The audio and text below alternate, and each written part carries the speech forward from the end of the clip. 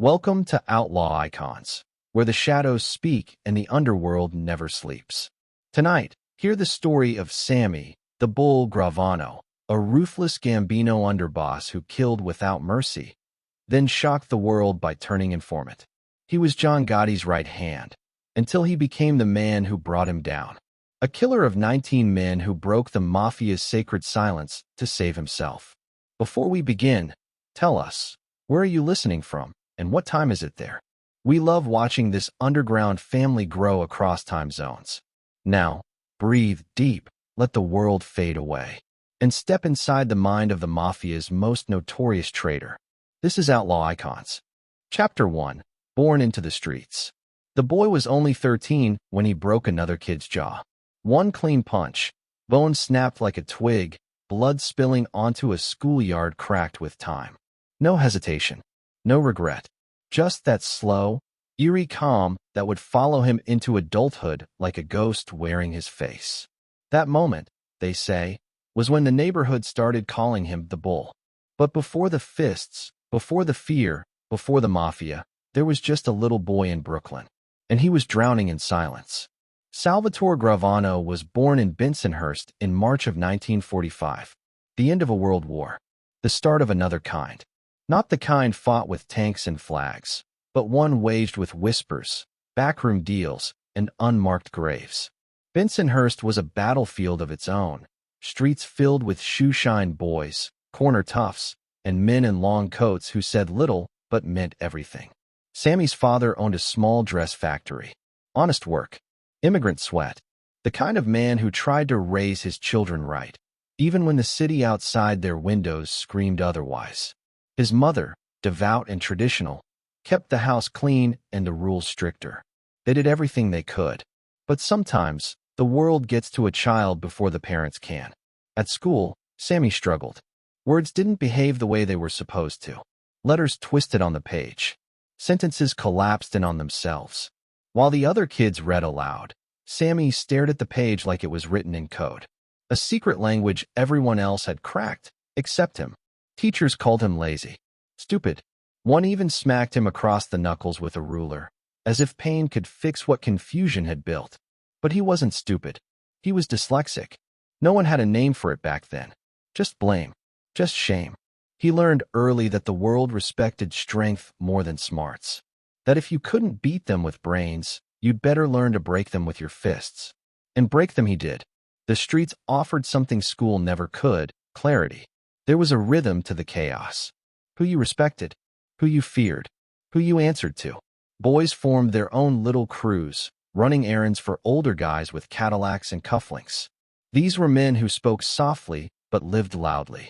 And even as a kid, Sammy watched them with something close to awe. They had what his family didn't, power. At night, he'd sit on the stoop and listen to the murmurs of the block. Stories of numbers rackets and hijacked trucks. Of vendettas settled with blades in the dark. The Mafia wasn't just a rumor in Bensonhurst, it was the weather. Ever-present. Shifting. Unstoppable. Still, Sammy didn't set out to be a gangster. Not at first. His father begged him to stay clean. To focus. To try harder in school. But trying harder didn't fix the shame of being called slow. It didn't erase the way other kids laughed when he stumbled over his words. And it certainly didn't stop the fist from flying when pride was on the line. He got into fights. A lot of them. But it wasn't just the violence. It was how he carried it. There was no rage. No screaming. Just a cold, controlled kind of fury. The kind that scares even grown men. By 15, he was running with a local street gang. The Rampers, mostly neighborhood kids like him. Italian, tough, hungry. They robbed bikes, snatched wallets, brawled over corners. But it was more than crime, it was family. A place where nobody laughed at your reading, only at how fast you dropped someone who disrespected you. One night, a man twice his size shoved him outside a pool hall. Sammy didn't flinch. He waited, let the guy get comfortable, then lunged, fists like anchors, eyes like ice. Left the man bleeding in the gutter. Walked away like it was nothing. The crew watched in silence. That was the moment it clicked. This kid wasn't just tough. He was dangerous. Word spread. So did respect. By 17, Sammy was already catching the eye of men who mattered. Real wise guys. Men with names that made bartenders stutter and priests look the other way. They liked how he carried himself, low to the ground, ears open, mouth shut. And most of all, they liked his loyalty. Because in their world, loyalty wasn't a virtue. It was currency. But back home, his parents were breaking. His father saw it coming. The weight in his boy's walk, the scars on his knuckles. He pleaded with him. You don't have to do this. You can be more than this. But Sammy couldn't hear him. Or maybe he just didn't want to. Respect was an addiction, and the streets fed it in doses no family could compete with. The older he got, the darker the choices became. He started boosting cars. Simple jobs, quick cash. But one wrong move got him arrested. His first real brush with the law. He didn't rat. Not a word. Even as a teenager, he understood the rules. And when he walked out of juvie, the old-timers were waiting. They called it a test. He had passed. Soon, they gave him real work. Hijacking trucks. Running stolen goods. Muscle for low-level loan sharks. He didn't ask questions. He just did what he was told. And the money rolled in. So did the violence. And with it, a quiet transformation. Sammy wasn't scared anymore. He wasn't that broken kid in a classroom full of laughs. He was somebody. But there was still a flicker of the boy left. The one who loved his sisters, who helped his mother bring in groceries, who still called his father Pop, and sometimes paused before walking out the door. That part of him hadn't died. It was just getting harder to reach. Then came the neighborhood bar fight. The one where Sammy didn't just win. He humiliated a made guy's nephew. Word got out fast. Some thought he'd crossed a line. But instead of punishment, he got an invitation. Sit-downs. Eye contact with men who could make or end lives with a nod. He was only in his early 20s. One of them leaned in and told him, "You got the makings." It was the first time Sammy Gravano was told he could be made. A full member of the Mafia. Not just a guy on the street. A man of honor. A soldier. But before you can join the life, you have to prove something first. You have to make your bones. That means a body. A real one. It's not just about murder. It's about trust. If you can take a life for the family, then you've given yours to them in return. And Sammy? Sammy said yes. But that moment hasn't arrived just yet. For now, he walks the edge, half in, half out. Every step pulling him further from the boy his parents hoped he'd be, and closer to the man the Mafia was waiting for. The neighborhood knows what's coming. So does Sammy. They can feel it, like static before a storm. And soon, someone will call him to prove just how far he's willing to go. Because in the Mafia, respect is earned in blood.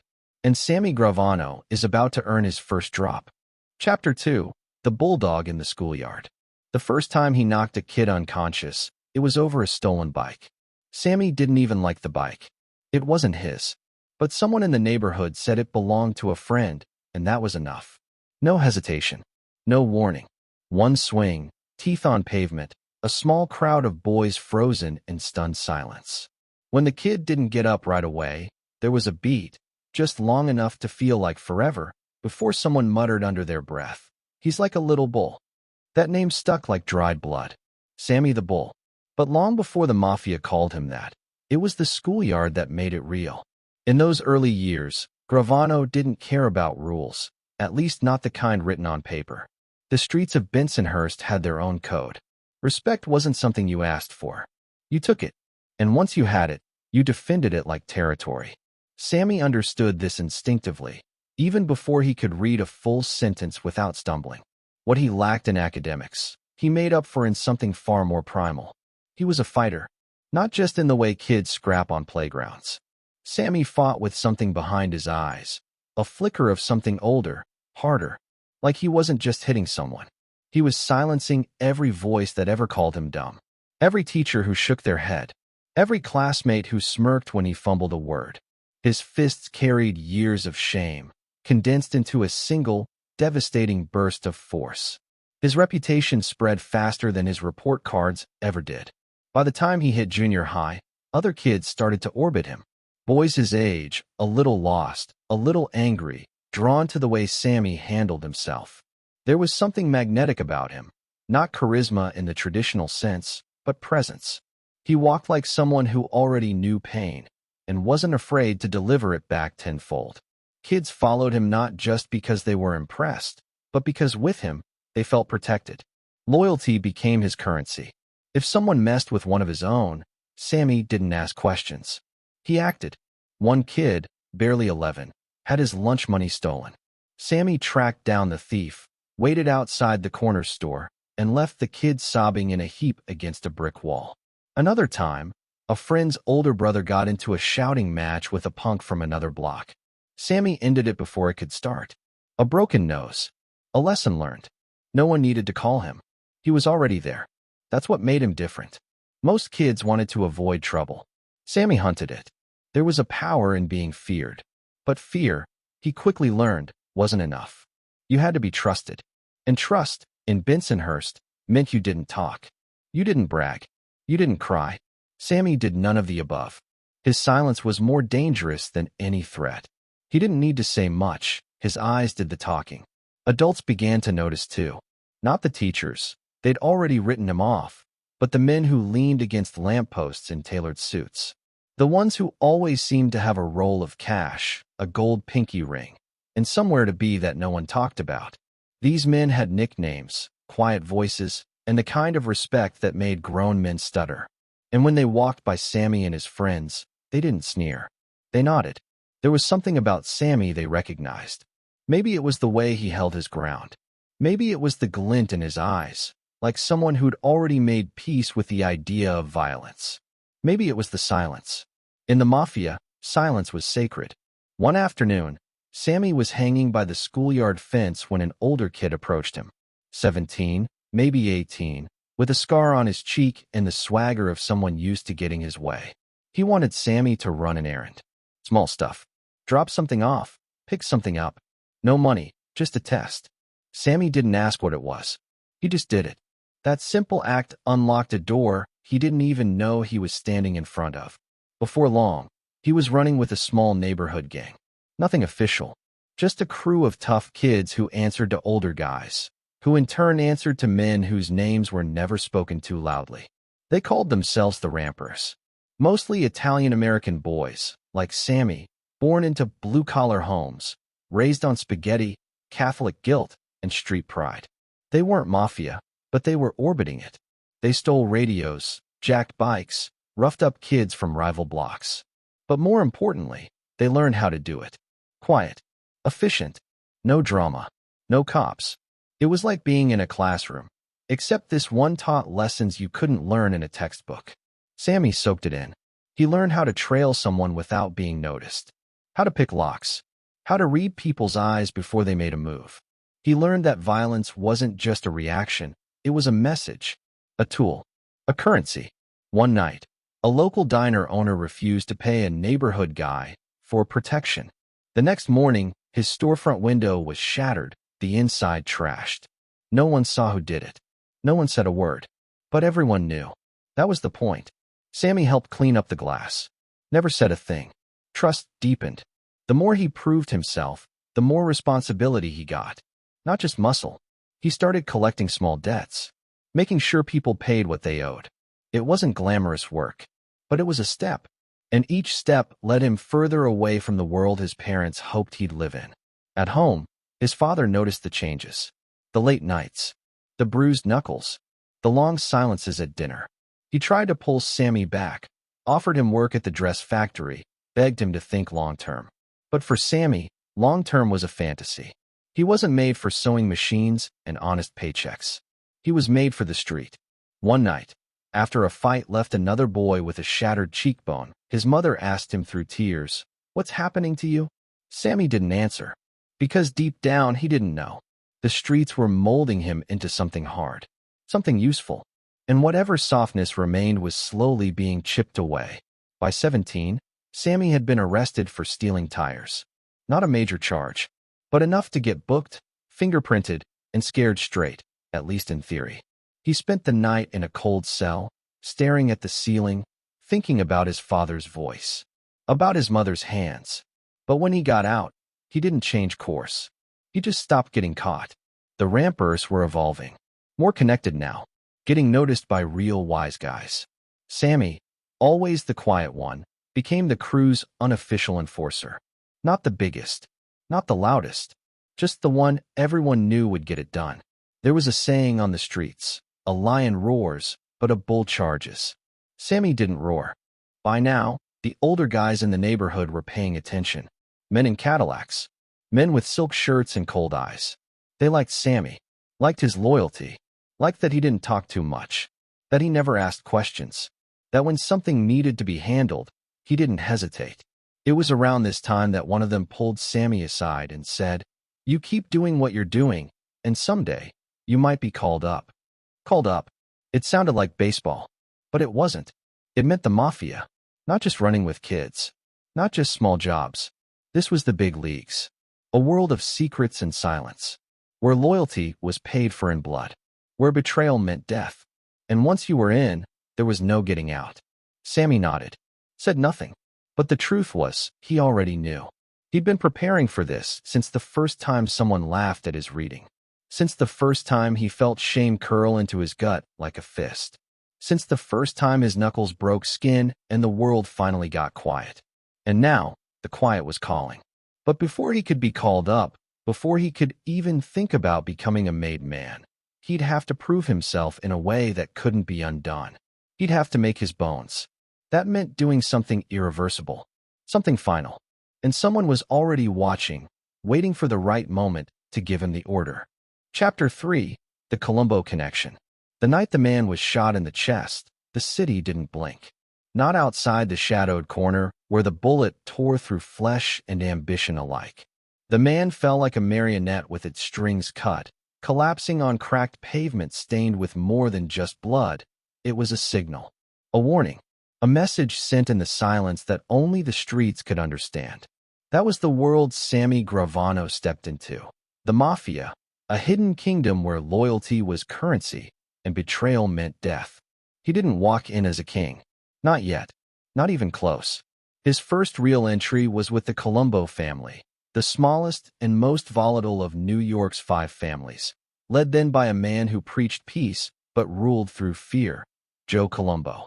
The Colombo family wasn't just a criminal enterprise. It was a living beast, hungry for power, its limbs twitching with old grudges and new violence. For a kid like Sammy, desperate to rise, it was both an opportunity and a trap. At barely 18, Gravano found himself on the doorstep of a world he'd only glimpsed from afar. Men with polished shoes and colder eyes invited him in. It wasn't a welcome party. It was an initiation. The kind where silence spoke louder than words, and every nod was a test of trust. His first tasks were small, but deadly important. Nothing glamorous, running errands, delivering messages, collecting debts. But each act was a stitch in the fabric that held the family's power together. Every message carried weight. Every collection a reminder that the law of the street was enforced by those who dared to break it. Sammy learned quickly.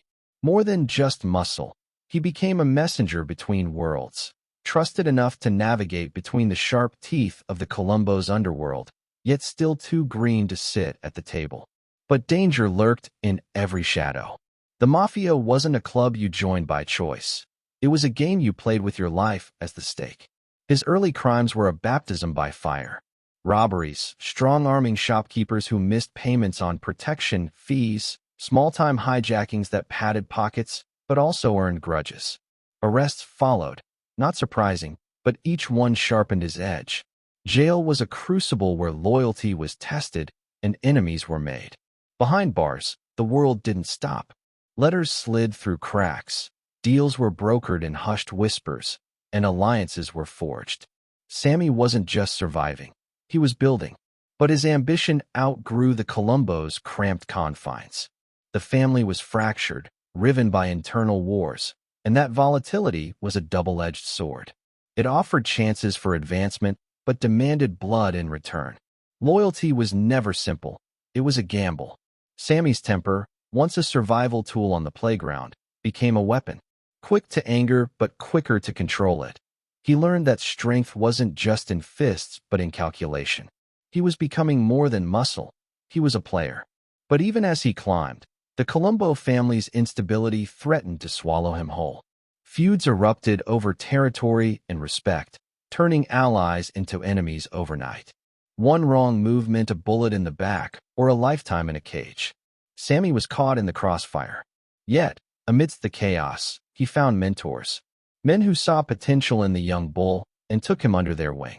They taught him the rules, how to negotiate power without losing your head, how to read the subtle signs that meant danger was near, how to command respect without showing fear. It was a brutal education. One night, a meeting with rival crew members nearly ended in a massacre. Words exploded into gunfire. Sammy barely escaped with his life, a bullet grazing his arm, a reminder that the Mafia's peace was as fragile as glass. Every handshake could be the last. That near death carved a mark on him. It taught him that survival required more than violence. It demanded loyalty, strategy, and sometimes betrayal. Sammy's rise in the Colombo ranks was steady but unspectacular. He wasn't flashy. He wasn't charismatic. But he was reliable. A man who did what was asked, never questioned, and never left loose ends. In the Mafia, that made him dangerous. But the Colombo family was sinking fast. Infighting and law enforcement pressure fractured the family, and young men like Sammy began to wonder if their future lay elsewhere. Whispers floated through the streets about other families, the Gambinos, the Bananos, larger, more powerful, more stable. Opportunities to climb higher and make real money. To be part of something bigger. Sammy listened. Then came the invitation. Not from the Colombo boss himself, but from a man with a sharp smile and sharper ambitions. Someone whose family was on the rise and looking for loyal soldiers. The choice was stark. Stay loyal to a sinking ship, or leap to a family where the tides were rising. The weight of that decision pressed on him like the cold steel of a loaded gun. Loyalty was everything in the Mafia, but so was survival. Sammy's future was about to be rewritten. But no matter the family, one rule never changed. Once you were in, you belonged. And the price of leaving was always paid in blood. Chapter 4, Making His Bones. The first time a body hit the cold pavement, the world shifted. It wasn't the sound of the gunshot that echoed longest. It was the silence that followed. The absence of life. The finality of a decision that could never be undone. That moment carved a line in time, before and after. Before, he was just another kid trying to survive the streets. After, he was something else entirely. Making his bones. In the shadowed corners of the Mafia, that phrase was more than a metaphor. It was a brutal rite of passage. To make your bones meant to kill for the family. To shed blood as proof of loyalty. It was the language of trust, spoken in violence and sealed in silence. And once spoken, there was no turning back. For Sammy Gravano, the path to respect and power twisted through that bloody threshold. He didn't seek it out. Not at first. But in the Mafia, opportunity doesn't knock politely. It crashes through the door, demanding an answer. It started with a man who had crossed the line. A man who talked too much, who disrespected the family, who refused to pay what he owed. He was a liability, a stain on the code of silence. Something had to be done. The order came down quietly. No fanfare. No second chances. Sammy was given a choice. Step up and show he was loyal, or be cast aside.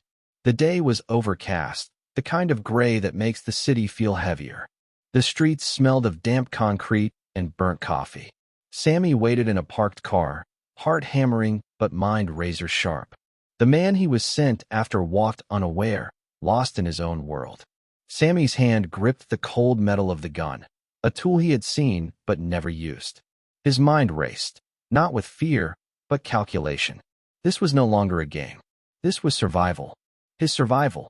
When the moment came, it was swift. One shot. The man crumpled, eyes wide with disbelief. Blood pooled beneath him like spilled wine on a white cloth. Sammy felt a strange detachment, as if watching from a distance. The reality was heavy, but his face betrayed nothing. In the Mafia, showing weakness was death. Showing hesitation was death. So he got out of the car, left the scene, and disappeared into the city's pulse like a shadow melting into night. The killing changed everything. For the first time, Sammy felt the weight of the family's code settle on his shoulders. He was no longer a boy fighting for respect. He was a soldier. A man who had proven his loyalty in the harshest way. But inside, something else stirred. A flicker of doubt. A question that whispered beneath the silence. How much of me would this life take? Back at the family's meeting spot, eyes met his with a mixture of approval and expectation. This was a currency that couldn't be earned through words. Only actions counted. He had passed the test. Yet, the cost was not just the man's life. It was a piece of Sammy's soul. That first murder became a weight he carried quietly. He never spoke of it. Not to his family. Not to his closest friends. It was a secret folded deep inside, a scar beneath the skin. The Mafia's world was one of paradoxes. Brotherhood was built on violence. Trust was forged through fear, and loyalty demanded sacrifices that few outside could understand. Sammy learned that the family's power rested on this delicate balance. To survive, he had to bury any hesitation, any lingering conscience. He became a man shaped by necessity, cold, precise, loyal. His temper, once raw and untamed, was now harnessed like a weapon. He struck when commanded, without question, without remorse. Every life taken was a thread woven into the fabric of his loyalty. With each act, he climbed higher. Respect was no longer whispered, it was declared. Men nodded when he entered rooms. Women glanced his way with a mix of fear and admiration. He was becoming a force in a world where strength was survival. But the darker the path became, the more isolated he felt. The burden of bloodshed created walls no one could breach. Even the closest allies sensed a change. He was no longer the boy they knew. There were nights when the weight of what he had done pressed down on him, when the city's noises faded and the silence inside grew loud. But he swallowed those moments, locked them away. Because to show weakness was to invite death. And the Mafia did not forgive weakness. The life he had chosen demanded everything. And as he embraced his new identity, a chilling truth settled in. Once you make your bones, you belong forever. There was no turning back. No second chance. Sammy Gravano had crossed the line. He was now a killer bound by blood and silence. But the story was far from over. The deeper he sank into the Mafia's world, the darker the shadows grew. Loyalties would be tested. Friends would become enemies. And the cost of survival would climb higher than ever before. The next move in this deadly game was about to be played. Chapter 5. A businessman with blood on his hands. The afternoon sun beat down on a dusty construction site, the air thick with concrete dust and sweat. Amid the clatter of machinery and shouted orders, a silent war was underway, one not fought with guns, but with contracts, intimidation, and unseen hands controlling the flow of money.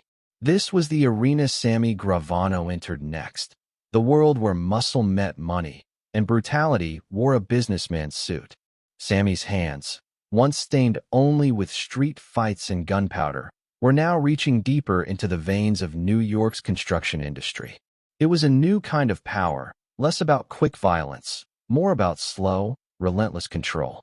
A world where the Mafia's grip tightened around unions, labor racketeering, and the vast wealth of the city's infrastructure projects.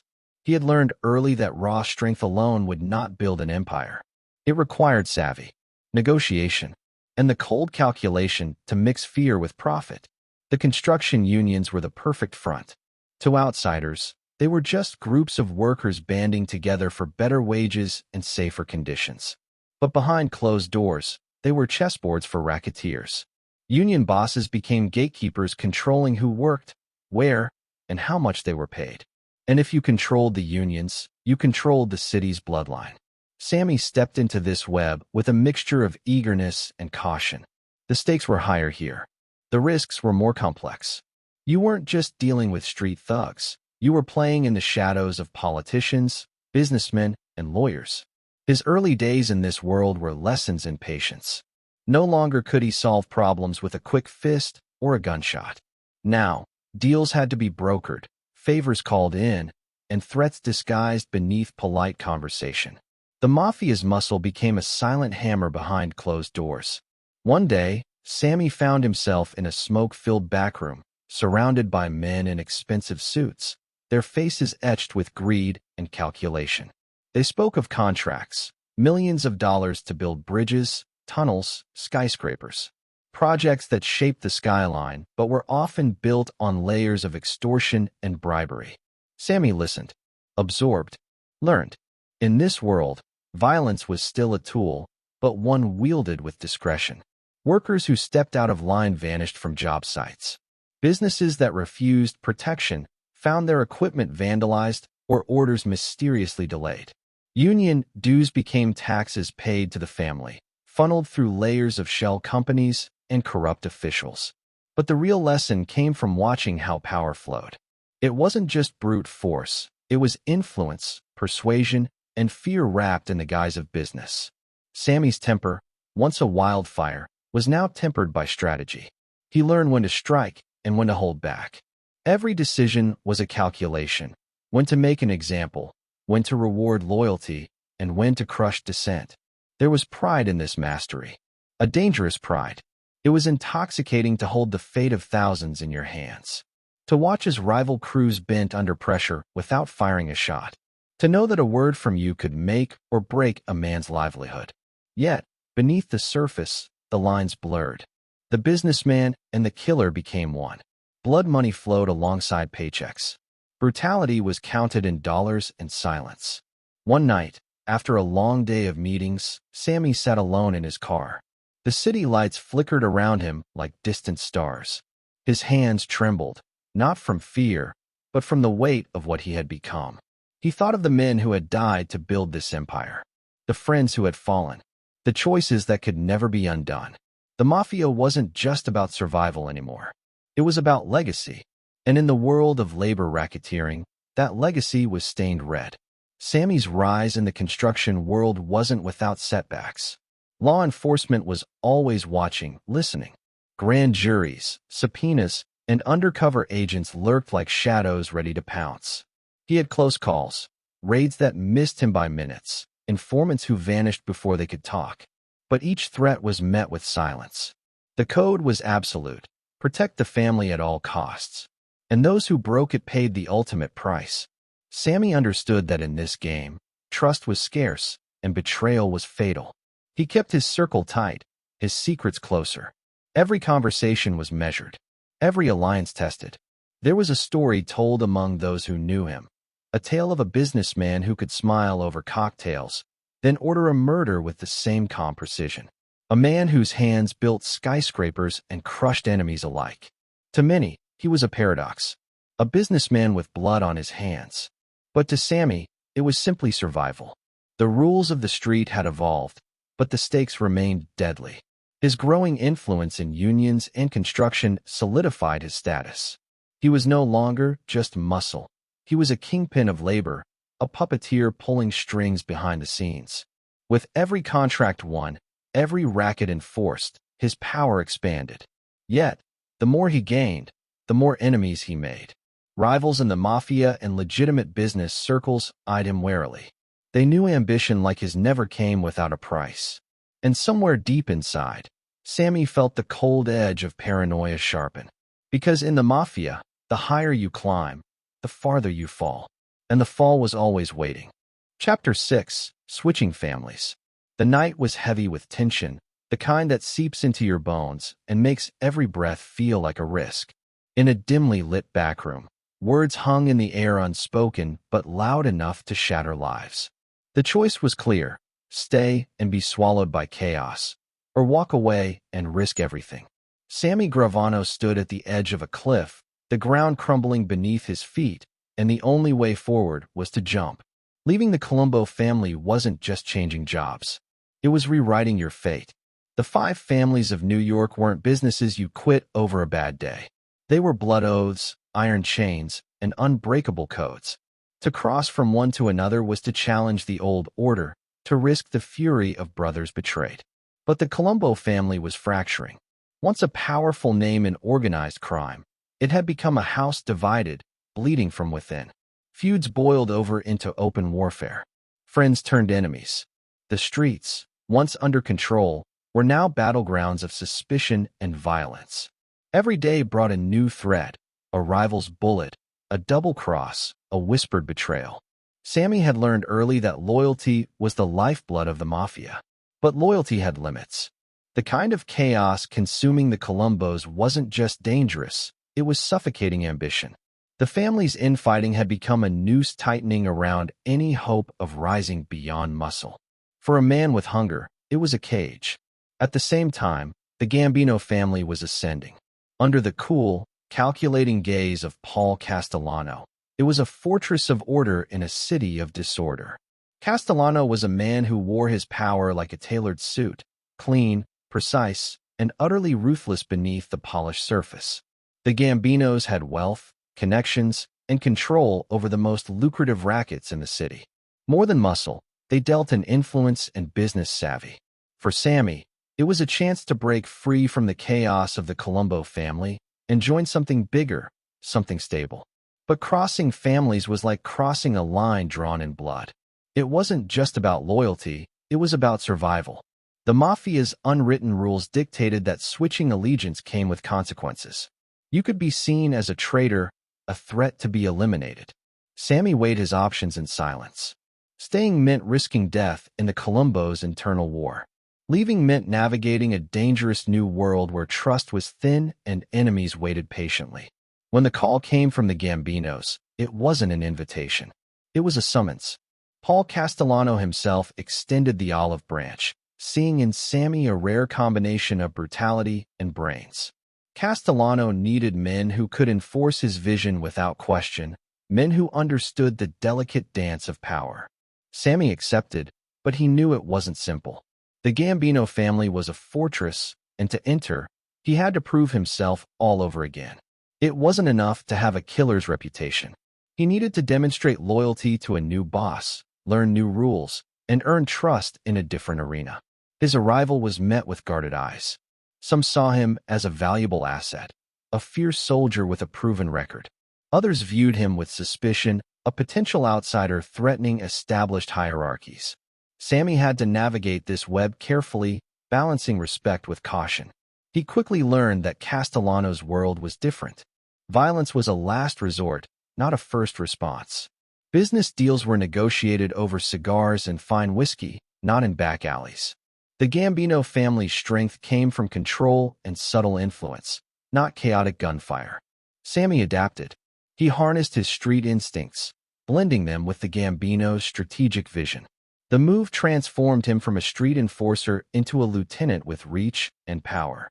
Yet, beneath the surface, old habits died hard. The scars of violence remained, and the Mafia's brutal code never fully loosened its grip. Sammy's loyalty was tested in new ways, by political intrigue, shifting alliances, and the constant threat of betrayal. The decision to switch families was a gamble that paid off, at least for a time. It catapulted him into the inner circles of power, where decisions shaped the underworld and lives hung in the balance. But the higher he climbed, the darker the shadows grew. Rivalries simmered, and dangers lurked in every handshake. Sammy knew that in the Mafia, every alliance carried a hidden price. The gamble was far from over, and the next move would change everything. Chapter 7. Entering Gotti's Circle. The first time Sammy Gravano locked eyes with John Gotti, the room fell into a hush. Not literally. Conversations still buzzed, glasses still clinked, but inside Sammy's head, everything went quiet. There was a current in the air, a static charge. Not of fear, not of respect, of inevitability. Two forces had found each other. Sammy had seen 100 men try to project power. Loud talkers, heavy jewelry, threats thrown like candy to impress the weak. But this guy? He didn't need volume. He wore power like it was woven into the fabric of his suit. Sharp lines, combed back hair, a smirk that dared anyone to blink first. He didn't hide who he was. He flaunted it, in full view of the law and the streets. Gotti shook Sammy's hand like they'd known each other for years. His grip was firm, his tone relaxed. He joked about the food, the feds, the suits around the table. But beneath every word was an edge, a glint of control. Gotti wasn't just a gangster. He was a showman, and he knew it. Sammy, by contrast, was the opposite. Quiet, calculated. No flash, no need for the spotlight. He spoke in clipped sentences and listened twice as much as he talked. He didn't crave attention. He feared what it brought. The limelight, in his world, was a loaded gun aimed at your chest. And yet, something clicked between them. A strange kind of mutual recognition. Gotti saw in Sammy what few could. A man who could be trusted to do the dirty work without needing applause. And Sammy saw in Gotti the rare kind of leader who had the charisma to move entire crews with just a smile. It was style meeting substance. Fire meeting ice. The Gambino family, under Paul Castellano, was like a corporation, rigid, layered, built to avoid attention. Castellano wanted rackets, unions, and silence. But Gotti had no patience for suits and whispers. He wanted streets, power, fear. He wanted to bring back the old days, when bosses were legends, not accountants. And if Castellano was the CEO in a corner office, Gotti was the wild card in the street corner's backroom. Sammy didn't take sides lightly. But even early on, he sensed something was shifting. Gotti wasn't just charming, he was gathering steam, building alliances, soft-spoken whispers behind closed doors, late-night walks that ended in plans no one dared put on paper. The man was moving. And Sammy? He was watching. Their relationship deepened with time. Gotti pulled him into tighter circles, small gatherings where real business was discussed. No fluff, no bravado, just names, targets, moves. Sammy saw how Gotti operated. He wasn't just loud and reckless, he was strategic. He knew who to trust, who to discard, and how to time things for maximum effect. One night, over a dimly lit table in a Brooklyn restaurant, Gotti leaned in and asked Sammy what he really thought of Castellano. Sammy chose his words carefully. He didn't speak in absolutes, just observations. That Castellano was losing touch. That guys on the street were restless. That things were getting too quiet, too rigid. Gotti nodded slowly, didn't respond, just filed it away behind those sharp, calculating eyes. That was the moment Sammy knew. Gotti was planning something. But more than that, he wanted Sammy to be part of it. It wasn't said outright. It didn't have to be. Men like them didn't speak in open declarations. They tested waters, nudged doors open, and watched who stepped through. Sammy didn't step.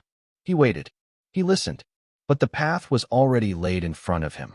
The deeper he got into Gotti's circle, the more the old family structure began to feel fragile. Castellano's hold was loosening. He was focused on white-collar scams, union politics, avoiding prison time. Meanwhile, the streets were buzzing with loyalty to Gotti. Sammy saw how younger soldiers leaned into his orbit, drawn by his boldness, his promises, his open defiance of the old way. It wasn't just a friendship anymore. It was a movement, and it was growing. Sammy never considered himself a follower. He followed only strength, logic, and in Gotti, he saw the future of the Gambino family. Louder, faster, deadlier. It was dangerous, yes, but exciting, like standing at the edge of a cliff and knowing you could fly.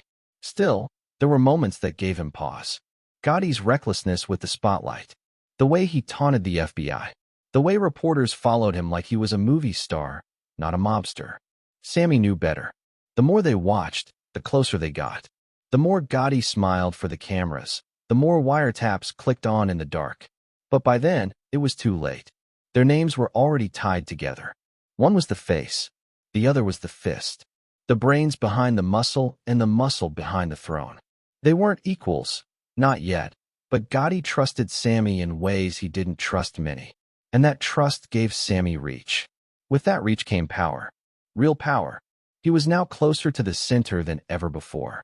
Meetings weren't held without him. Moves weren't made without his input. Money flowed. Respect followed. And in the shadows, Castellano still sat atop the family, unaware that the foundation beneath him was crumbling. Sammy sometimes wondered what would have happened if he'd walked away right then. If he'd stayed quiet, kept his distance. But power has gravity. Once you get close, it's almost impossible to escape. And with every dinner, every whispered plan, every name scratched off the ledger, he was pulled deeper into orbit. It wasn't friendship. It was war preparation.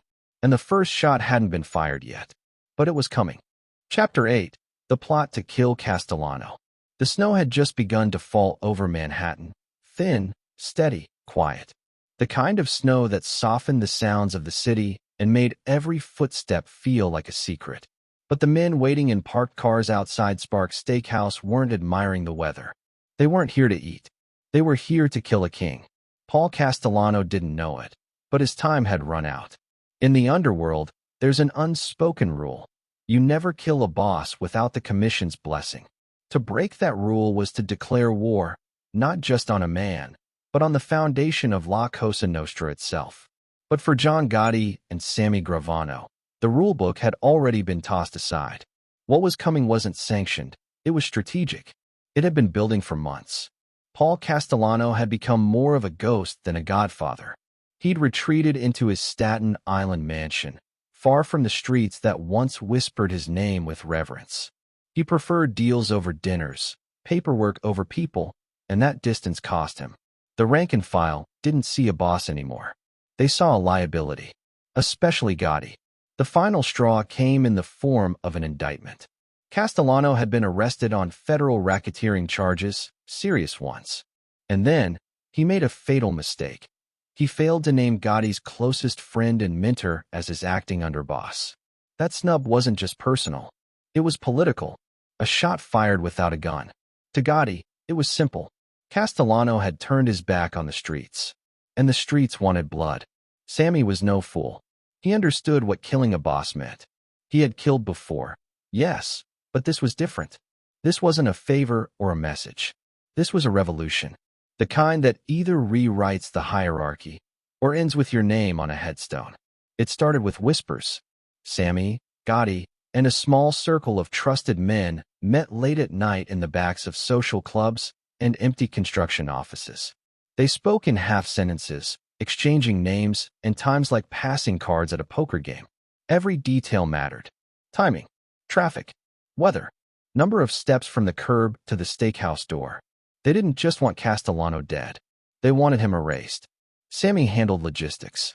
That was his role, always was. He scoped out the hit location with military precision. Sparks was chosen for its visibility, its predictability. Castellano had a habit of dining there, always around the same time, always arriving with minimal protection. That routine would be his undoing. The hit team was carefully selected. Young guys, hungry, reliable, cold-blooded but professional. No cowboys. They were armed, positioned, and instructed down to the second.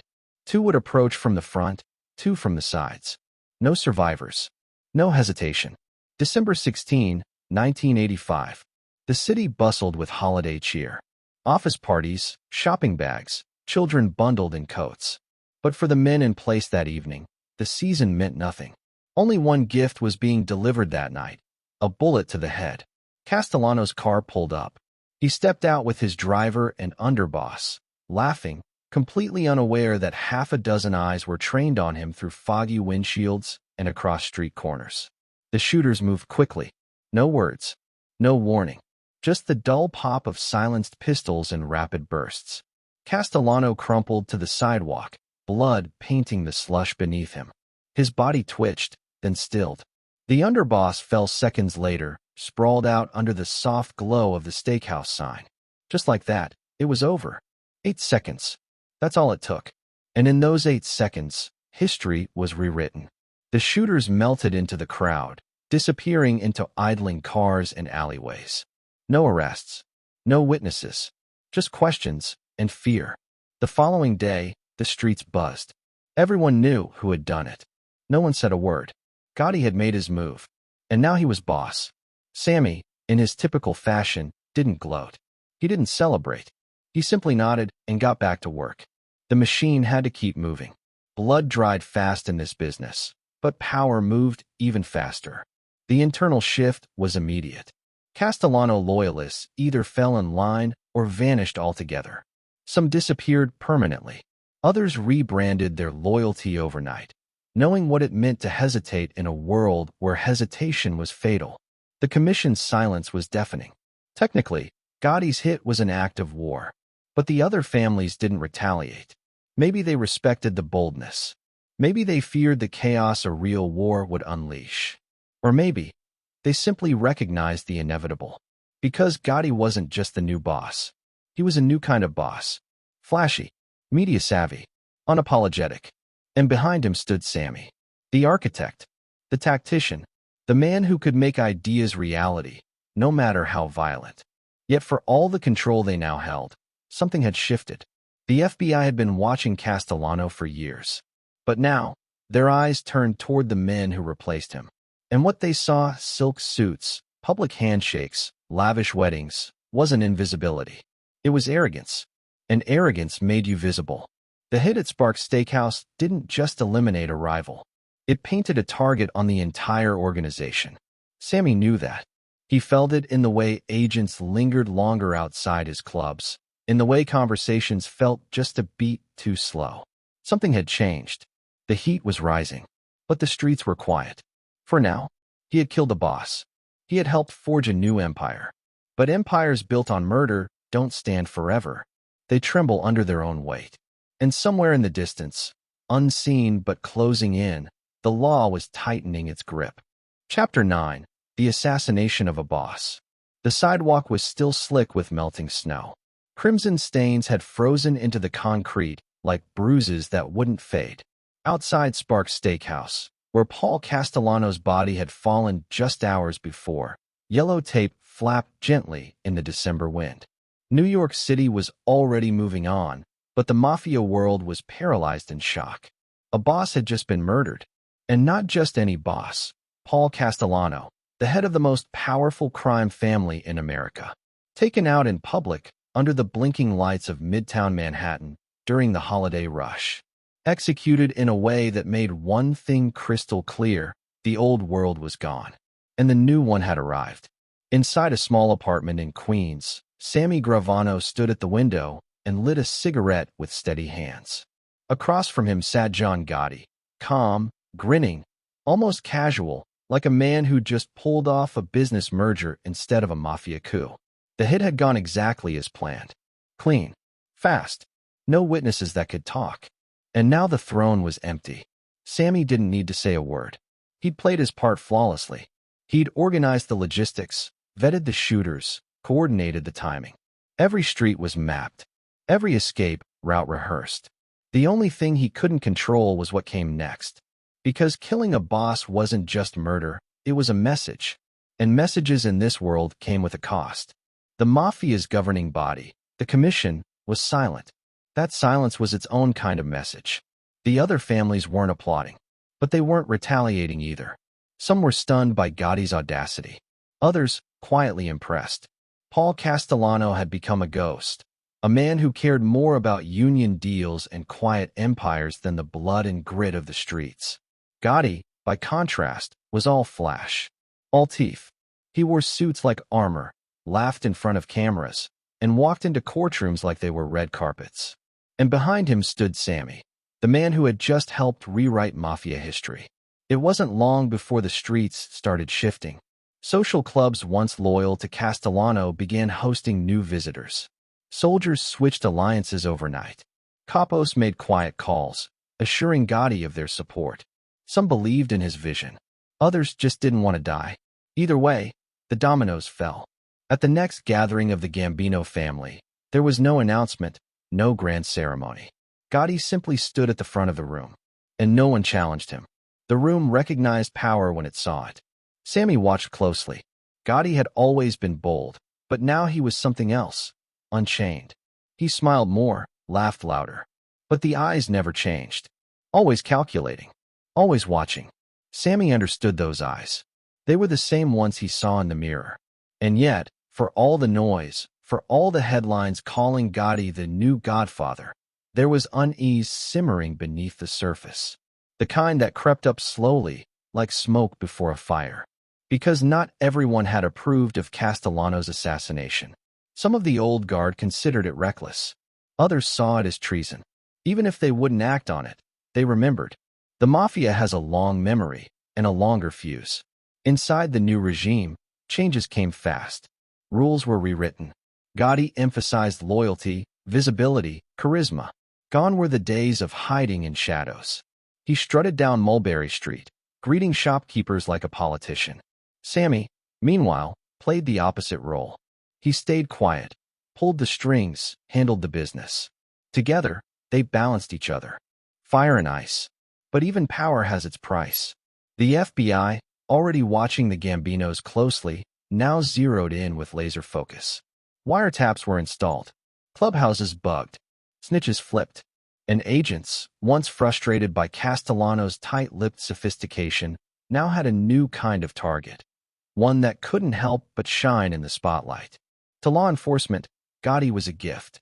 He gave them faces, names, opportunities.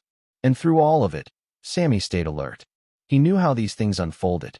One mistake, one wiretap, one wrong word, and it all came crashing down. But for the time being, they were untouchable. The murder of Castellano sent ripples through the entire underworld. The Genovese family, the Colombos, even the Lucchese's, each of them took note. The rules had shifted. Power wasn't inherited anymore. It was taken, and no one had taken it with more precision than Gotti and Gravano. Still, the murder cast a long shadow. There were men who'd sworn loyalty to Castellano, men who now walked quietly, unsure of their future. Some disappeared, some bent the knee. Others, like Frank DeCicco, became crucial intermediaries, loyal to Gotti, but trusted by many factions. DeCicco was a bridge between the old and new, and Sammy relied on him often. They spoke in code, in gestures, in glances that said more than words ever could. But bridges can burn, and that was a lesson Sammy would soon learn. In the months following Castellano's assassination, the Gambino family grew bolder. Unions were muscled harder. Construction rackets expanded. Money flowed like water. Sammy's real estate scams alone brought in millions. And with each passing week, their grip tightened. But so did the pressure. The FBI wasn't just listening. They were building. Quietly. Patiently. Like termites inside the walls. And yet, to the public, Gotti was untouchable. They called him the Dapper Don, then later the Teflon Don, because charges never stuck. He walked out of courtrooms like a movie star exiting a premiere. Paparazzi snapped photos. Crowds cheered. Jurors smiled. It was theater. But behind the curtain, Sammy was running the business. Meetings. Payoffs. Hits. He kept the books clean and the crews in line. He was the enforcer with the mind of a strategist.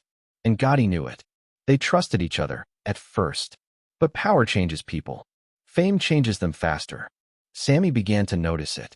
Gotti talked more, listened less. He took risks that made no strategic sense. Public events, open discussions, trusting the wrong faces. Sammy, ever the pragmatist, grew wary. He'd climbed too high to fall because of someone else's ego. Still, he stayed. Because loyalty, in that life, was more than a word. It was a promise, one sealed in blood. And Gotti had delivered. He had elevated Sammy to heights few ever reached. Underboss. Right hand. The man behind the man. But the murder of Castellano, it lingered. It wasn't just a moment. It was a fracture in the foundation.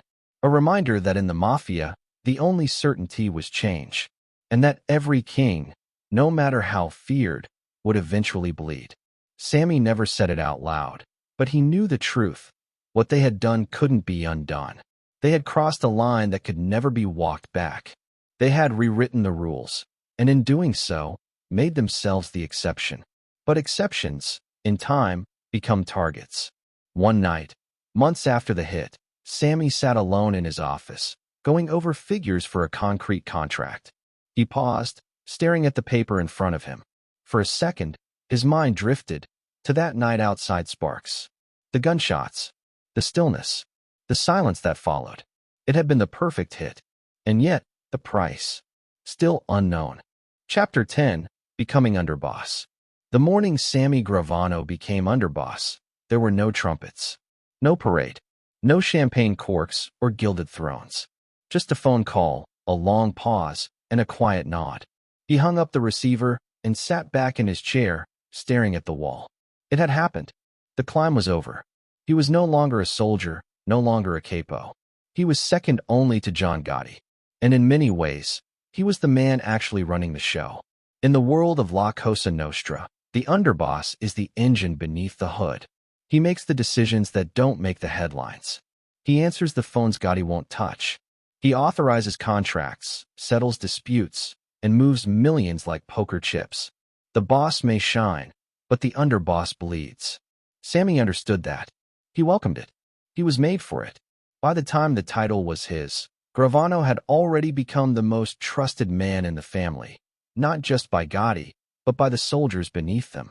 He earned that loyalty the hard way, through violence, money, and consistency. He didn't flinch when it came to blood, and he never missed when it came to dollars. The day-to-day operations of the Gambino family didn't run on glamour. They ran on sweat and silence. Concrete unions, drywall companies, no-show jobs on multi-million-dollar construction sites. Sammy was knee-deep in it all. He was pulling strings from Staten Island to Midtown Manhattan, greasing palms, kicking back envelopes, making sure the gears of the underworld stayed turning. He had a network of businesses both real and fake. Some brought in legitimate money. Others laundered dirty cash, so clean you could eat off it. He had frontmen who didn't even know they were working for the mob, subcontractors who thought delays were accidents, and union bosses who owed him everything. But it wasn't all business. There were still bodies. Murder contracts didn't come often, but when they did, they weren't debated. They were carried out. Sammy had become a master at delivering death with detachment. Not because he lacked empathy, but because he understood the cost of hesitation. There was a rule he lived by. If someone had to go, they had to go clean.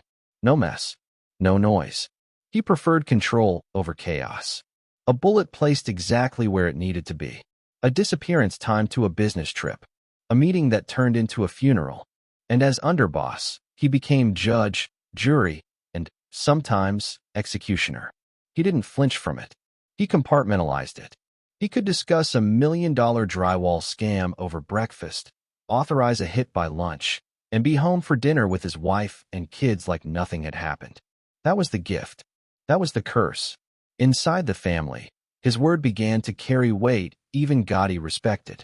If Sammy said someone was no good, they were gone. If he vouched for a guy, that man got a crew. His instincts became law. And yet, in public, he remained in the background. Gotti stood in front of the cameras. Sammy stood in the shadows. But shadows, over time, begin to speak. Sammy's control over the rackets expanded. Concrete became his kingdom. The commission had established a concrete club, a tight ring of mob-controlled construction companies that dominated New York's high-rise boom. If you wanted to pour concrete in the city, you paid. Sammy oversaw it all like a general. Developers were squeezed. Unions were leaned on. Millions flowed upward. And not just into envelopes. Into banks. Into real estate.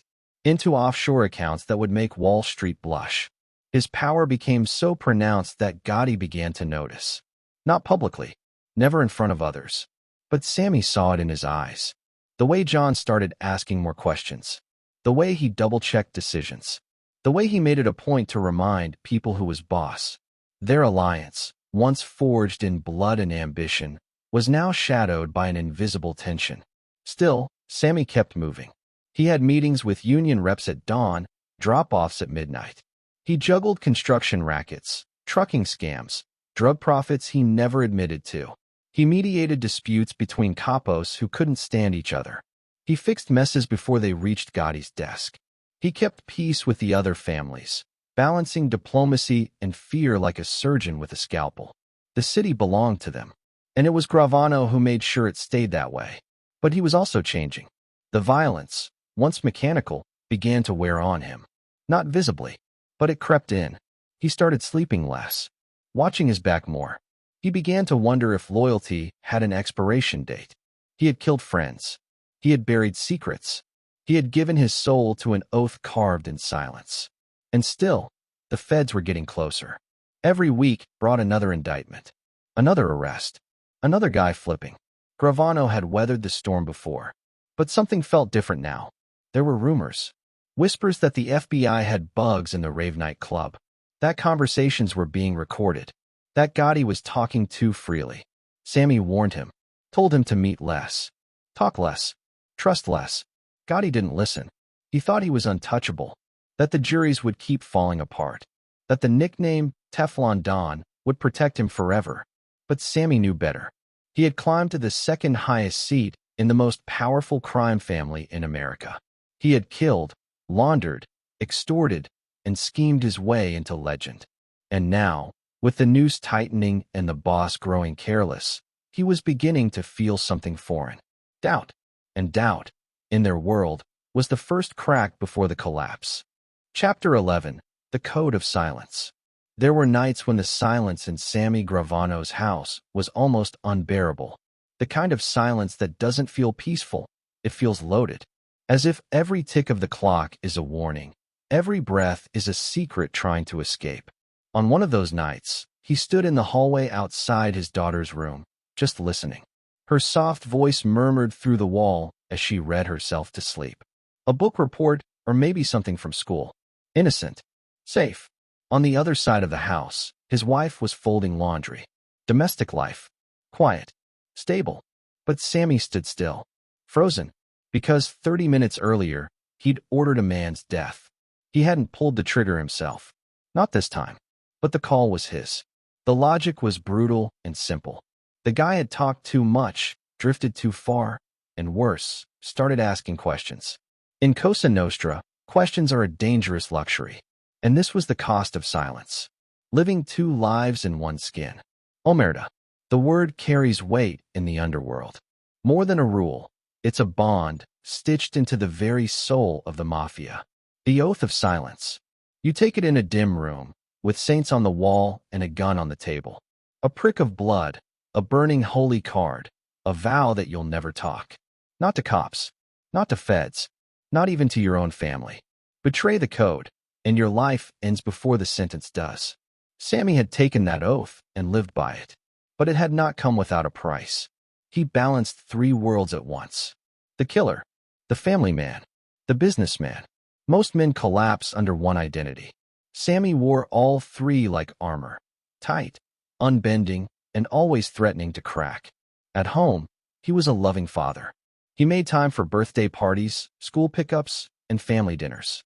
He taught his son how to throw a punch, and his daughter how to read a contract. To them, he was just dad. Strong, reliable, a man who worked in construction and always brought cash for the ice cream truck. But the truth hid in plain sight. His construction empire was built on stolen contracts, rigged bids, and no-show jobs. His day's work often involved backroom deals with union heads and whispered threats to developers. The numbers were real. Millions moved through his companies. But so was the muscle behind them. Those deals didn't close because of charm. They closed because the alternative was a pipe to the knee or a bullet to the head. Still, the blood came after the paperwork. Brutality wrapped in legitimacy. That was Gravano's specialty. He had mastered the art of the front. When he walked into an office, people saw a clean-cut, well-spoken businessman. Not a man who'd killed with his own hands. Not a man who had overseen bodies being buried in unmarked graves. That mask was his greatest weapon. But masks get heavy. There were moments, brief but blinding, when it slipped. When a funeral reminded him of one he'd caused.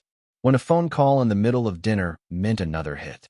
When his child asked why he always came home late, smelling of cigar smoke and gun oil. He had answers for all of it.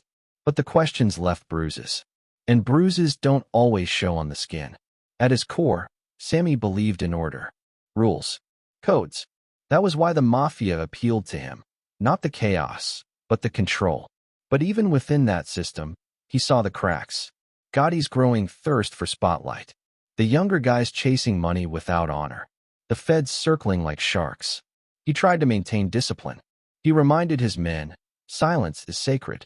You don't speak unless you're spoken to. You don't ask who's next. You don't even think about cooperating. The code is everything. And yet, he saw the tide shifting. Guys he'd known for decades started to sweat when a subpoena landed. Their wives got nervous. Their lawyers started suggesting options.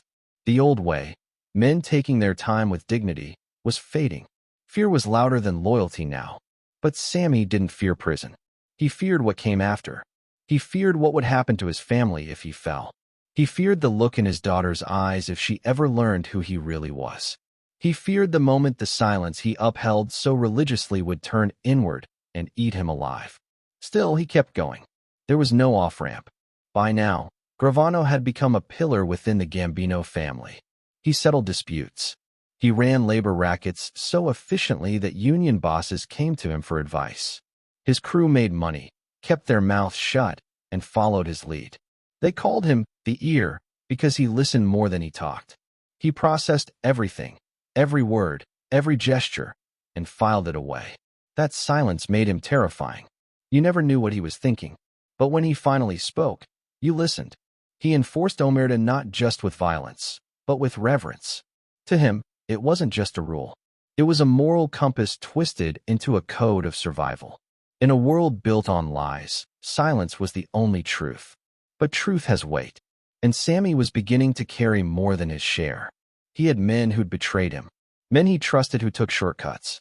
He handled them, always discreetly. A handshake today, a wake tomorrow. But those decisions haunted him in the quiet hours. When the house was dark and the street was still. When his mind wandered back to the first time he killed. The fear in the guy's eyes. The way time seemed to freeze just before the gun cracked. You don't forget moments like that. You file them away, lock the drawer, and throw away the key. But some nights, the drawer opens on its own. Still, he never talked about it. Not with his wife. Not with his closest friends. Not even with himself. That was omerta. And in that silence, Sammy began to change. Not on the outside. On the street, he was still the same. Sharp, ruthless, respected. But inside, doubts crept in. Questions he'd buried began to surface. What if he hadn't chosen this life? What if there was another way? What if all the power and respect weren't worth the sleepless nights and the blood on his hands? He shook those thoughts off like rain. But they came back, louder each time, especially when Gotti kept taking risks. Talking too much, acting like he was invincible, drawing cameras when they needed shadows. Sammy warned him again and again. But Gotti loved the attention, the suits, the headlines. That arrogance made them vulnerable. And Sammy knew it. He could feel the FBI closing in. The air was tighter, the walls thinner. Every move had weight. And yet, they carried on, like nothing could touch them. Because in their world, silence wasn't just a strategy. It was a shield. A belief that as long as they kept their mouths shut, nothing could hurt them. But beliefs are fragile, and shields crack. One afternoon, Sammy stood in the back of a funeral home, watching a closed casket roll toward the altar. The man inside had taken a plea deal. Turned rat. Didn't even make it to witness protection. He'd vanished. The code had handled it. No one cried. No one asked questions.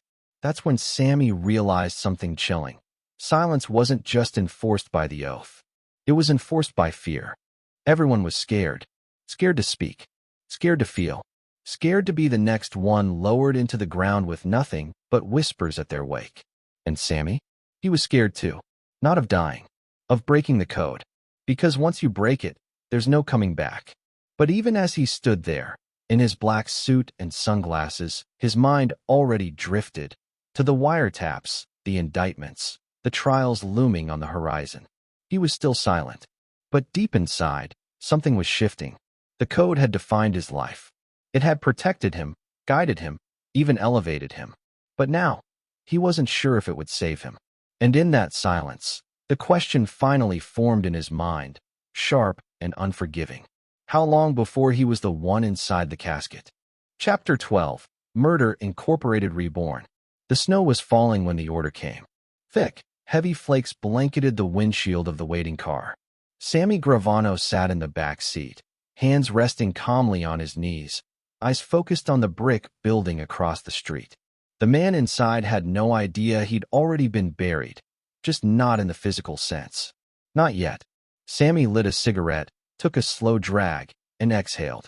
No anger. No hesitation. Just cold arithmetic. The guy had talked. Not to the cops, not officially, but to the wrong people. Loose lips sink empires. And in Gravano's world, the price of doubt was death. The trigger wasn't pulled by Sammy that night, but the bullet carried his signature. In this version of Murder Incorporated, he didn't need to be the one holding the gun. He was the ledger, the judge, and if needed, the executioner. And under his watch, the Gambino family didn't just kill, they pruned. Quietly, surgically, and always with purpose. This wasn't the old-school bloodbath of the 30s, when hitmen ran wild under Bugsy Siegel and Lepka Buckelter. No Tommy guns in hotel lobbies. No flashy getaways. Gravano's murders were cleaner, discreet, but just as final. The hit list had categories: union bosses who didn't play ball, associates who skimmed from envelopes, soldiers whose loyalty cracked under pressure, and the most dangerous of all, friends who got too comfortable. One of them was a guy Sammy had known since the Colombo days. He'd been like a brother. They ate at the same tables, bled in the same backrooms. Then came whispers about a side hustle, money missing, maybe even a quiet talk with a federal agent. Sammy confronted him calmly. The man denied it all. 2 days later, his body was found in a marshland off the Belt Parkway. No one asked questions. No one wanted to. Because by this time, Gravano had built a reputation. He wasn't a hothead. He didn't kill for sport. But when he decided someone had to go, it was already too late for apologies. One of the most chilling murders under his name came over a union dispute. A labor organizer was pushing back against a no-show job scam that Gravano's crew had set up. The guy had backbone, rallied some of the younger workers, started asking questions. Sammy watched from a distance, measuring his options. At first, they tried to buy him. He wouldn't budge. Next, they sent a warning: a broken nose, a smashed windshield, a few days in the hospital. Still, the man came back to work with his jaw wired shut and his fists clenched. That night, he disappeared. The message wasn't just for him. It was for everyone. You push back, you vanish. Simple as that. That was how the new Murder Incorporated operated, with precision, silence, and zero loose ends. But it wasn't always clean. Some jobs stayed with Sammy longer than others. There was a kid, barely 20, who ran small errands for the crew. He wasn't made, not even close. Just a driver. One day, he got picked up by the FBI on a minor weapons charge. Hours later, word came down he'd been talking. Sammy had him followed. The tale said the kid went straight home and locked himself in. No phone calls. No meetings. Still, the doubt lingered. So Sammy made the call. The kid was found in his car, slumped over the wheel, a single shot to the head. Later, it turned out the kid hadn't said a word. Not a single word. The FBI had nothing. Sammy didn't flinch when he heard. That's the cost of the life, he told himself. Doubt is a cancer. You cut it out before it spreads. But when he went home that night, he hugged his own son a little tighter and lingered in the doorway a little longer. Most of the time, though, he kept the weight buried. To outsiders, he looked like any successful New York businessman. Slick suits, good posture, a calm voice, and a handshake that meant something. But the bodies behind that handshake were stacking up. In total, authorities would later tie him to 19 murders. Some were direct, others indirect. Some were men who deserved it, at least by Mafia standards. Others were just caught in the gears of the machine. And Sammy was the mechanic. He organized murder the way most executives organize quarterly meetings. He considered risk, return, timing. He scheduled them around family vacations, delegated when needed, oversaw the cleanup, and never, ever got his hands too dirty, unless he absolutely had to. But he hadn't always been that detached. There was one murder that stuck with him like tar. A soldier had been caught selling drugs on his own without kicking up. Worse, he lied about it. Sammy gave him a chance to come clean. He didn't. That sealed it. The night they took him out, Sammy pulled the trigger himself. One shot, then another. He remembered the look in the man's eyes. Not fear, but betrayal. Like he couldn't believe Sammy would be the one to end it. As if their years of friendship had somehow exempted him from the code. But there were no exemptions. Sammy left the body in the alley. Walked away without a word. The crew knew not to bring it up again. Still, years later, in a federal courtroom, when prosecutors read off the list of victims, that face came back. Not the name, not the crime, just the eyes. Sammy blinked, swallowed, and looked down at the table. Even killers have ghosts. But back then, the ghosts hadn't started whispering yet. Back then, he was proud of the machine he helped build. The Gambino family was the most powerful mafia crew in America. Its operations stretched from the unions to the ports, from construction to narcotics. And at its core was Gravano, calm, calculating, and utterly loyal. He kept the engine running, oil it with blood when necessary. That was the deal. But what Sammy didn't see, or maybe chose not to see, was how the gears were beginning to rust. Gotti was drawing attention. The flashy suits, the press, the arrogance. He talked too much, made enemies too fast. And while Sammy handled the dirty work in the shadows, Gotti basked in the spotlight. It was a dangerous balance. Because while Gravano was organizing hits to keep the family clean and feared, the FBI was collecting tapes, flipping informants, building a war chest of evidence. And slowly, one by one, the walls began to close in. Sammy didn't feel it at first. He was too busy running things, too focused on making sure every union boss paid tribute, every soldier stayed quiet, every threat got handled. But the signs were there. Cameras outside his office, cars following too closely, distant friends suddenly asking too many questions. He started to sense it, that maybe the next name on the list wouldn't be an enemy. Maybe it would be his.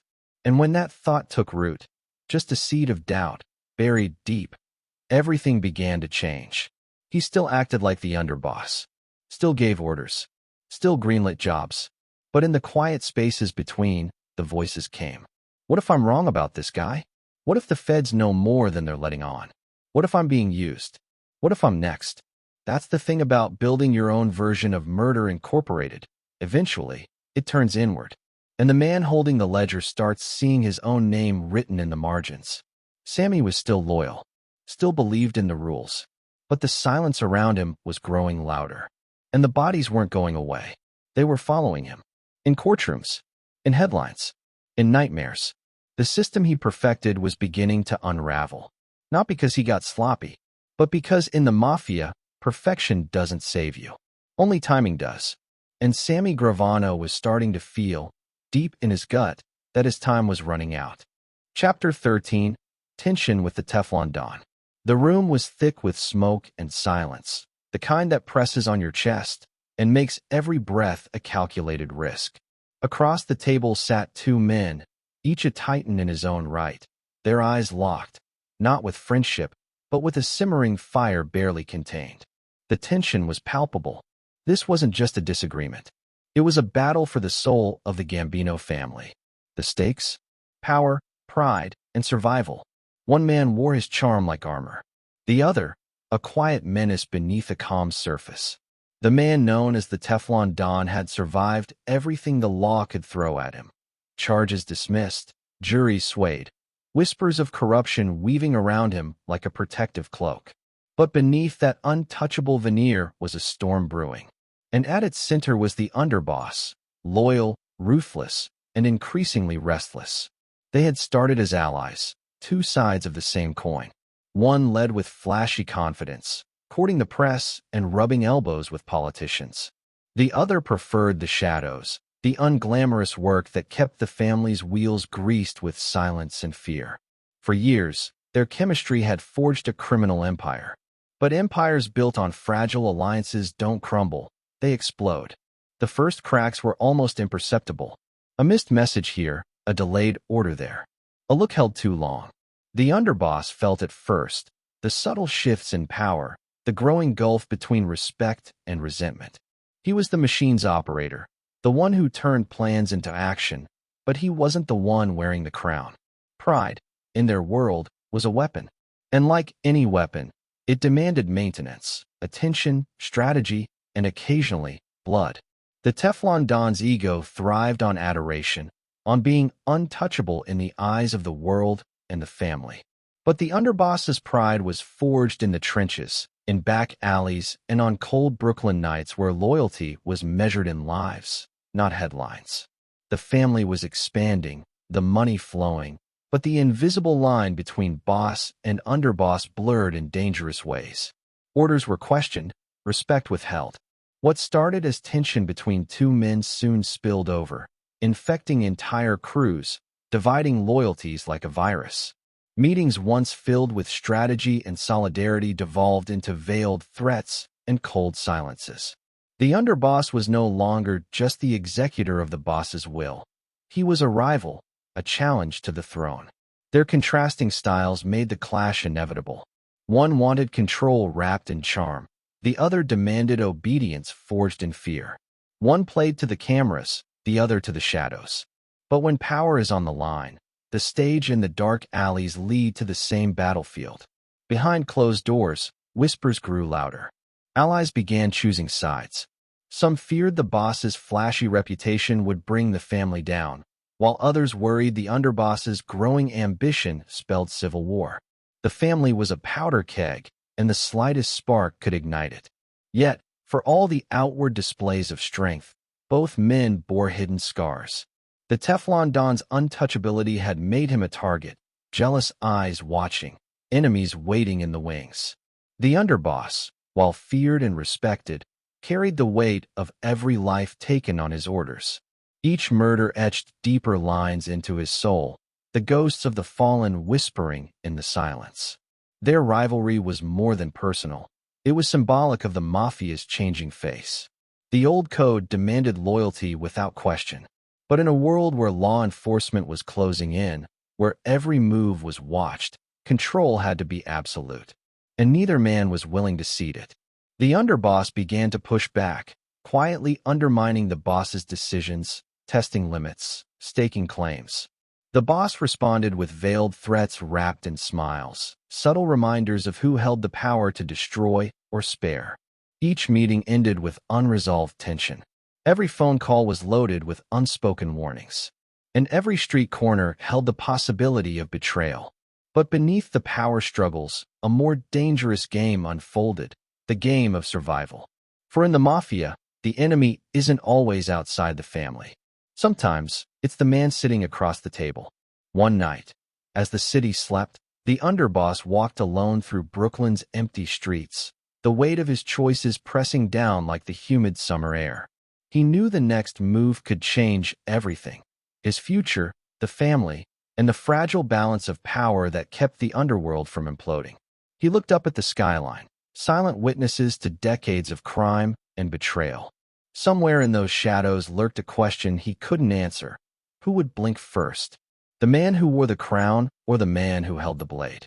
Because when two kings fight for one throne, the only certainty is blood. Chapter 14.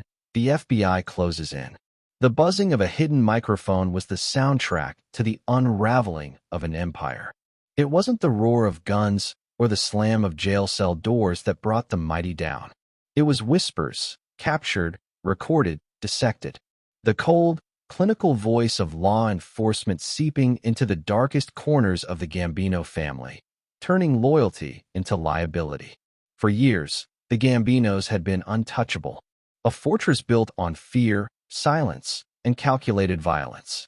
They moved like ghosts through the streets, their faces never seen, their voices never caught. But in the late 1980s, the FBI found a way inside. Not through brute force, but through patience, technology, and relentless resolve. It began with a single wiretap, a bug planted in the cluttered office of a mid-level crew member, a seemingly minor cog in a vast machine. What the agents heard was like catching the faintest crack in a dam holding back a flood. At first, it was just scattered words, mentions of payments, meetings, and vague threats. But over time, the fragments formed a pattern: plans, instructions, confessions, and secrets. Conversations that once echoed only in smoke-filled rooms now bounced through wires to anonymous ears. The FBI agents, many of them unseen and unknown to the underworld, became invisible hunters. They stitched together pieces of a puzzle that no one in the Mafia dared speak of. The Code of Omerta, the ironclad vow of silence, was beginning to crumble under the weight of recorded truth. RICO, the Racketeer-Influenced and Corrupt Organizations Act, was their weapon. A legal hammer designed to shatter criminal syndicates not by chasing one hit at a time, but by dismantling the entire structure. The bosses, the enforcers, the bookkeepers, all connected in one net. To the outside world, the Mafia was an untouchable myth. But behind the scenes, the FBI's surveillance was a slow-motion collapse. Every meeting, every handoff, every whispered threat became evidence. Every recorded word was another nail in the coffin. Inside the Gambino family, suspicion grew. Paranoia took root like weeds choking a garden. Meetings became more secretive. Phones were tossed. Old-fashioned face-to-face conversations replaced quick calls. But the FBI adapted, too, shadowing their targets like ghosts in the city's labyrinth. For the underboss, the constant watch was a slow suffocation. He knew the walls were closing in, not with the slam of a door, but with the weight of inevitability. He could hear it in the silences, the missed signals, the subtle shifts in behavior. Agents weren't just listening, they were learning. They understood the family's rhythms, their codes, and their fears. They exploited divisions and planted seeds of doubt. The game was no longer one of muscle and menace, but of wits and patience. The Teflon Don, so long shielded by charm and intimidation, found himself the subject of increasingly detailed investigations. His once untouchable reputation was now a target painted with holes of recorded conversations and witness testimonies. And the underboss, while still commanding fear and respect, began to calculate his own survival. The code of silence that had defined his life was cracking, and the consequences were deadly. The FBI's net tightened around the family's money flow. Construction unions once thought invincible were exposed as fronts for extortion. Illegal gambling rings were dismantled. Drug trafficking operations disrupted. The empire's foundation was weakening. But the most dangerous cracks came from within. The pressure of surveillance made old alliances fragile. Loyalties faltered under threat of exposure. The fear that a friend could flip, that a brother could talk, was more terrifying than any bullet. One wiretap caught a conversation where a soldier whispered about cooperating to save his skin. Another revealed tense arguments over money, respect, and betrayal.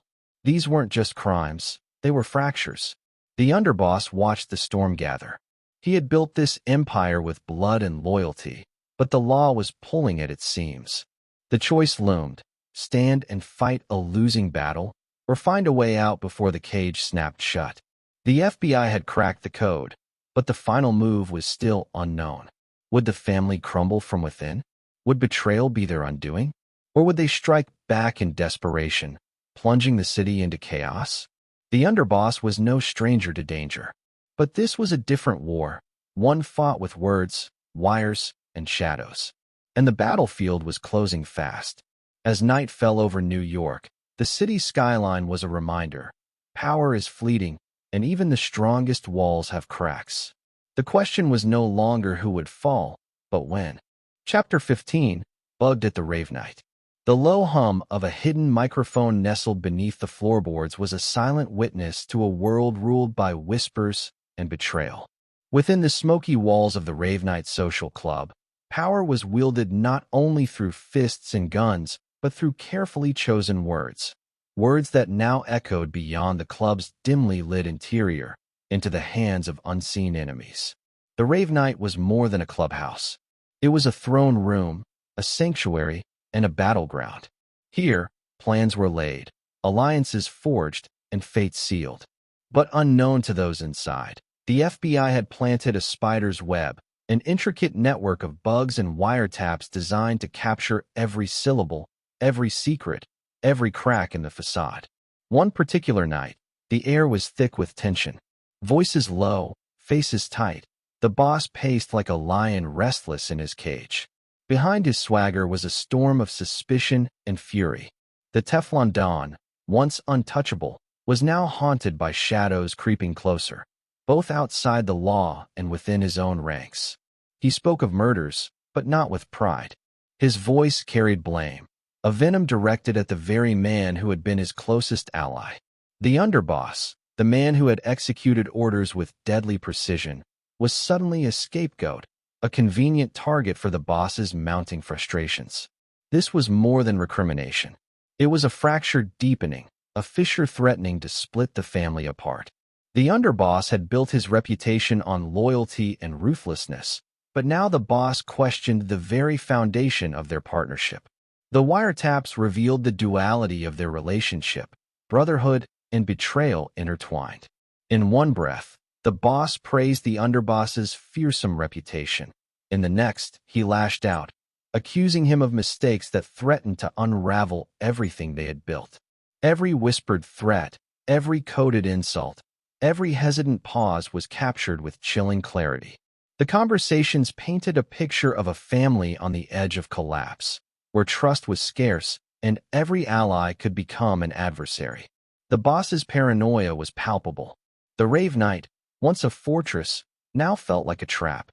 Every word spoken risked exposure. Every gesture scrutinized for hidden meaning. The tension was a living thing, curling through the smoke-filled air like a predator stalking its prey.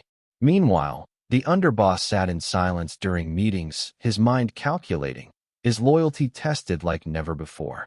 The weight of the accusations pressed down on him, but so did the cold reality. One wrong move, one misplaced word, and his life could end behind a cold steel door. The FBI agents listening in understood the magnitude of what they were capturing. This wasn't just organized crime. It was a family unraveling before their eyes.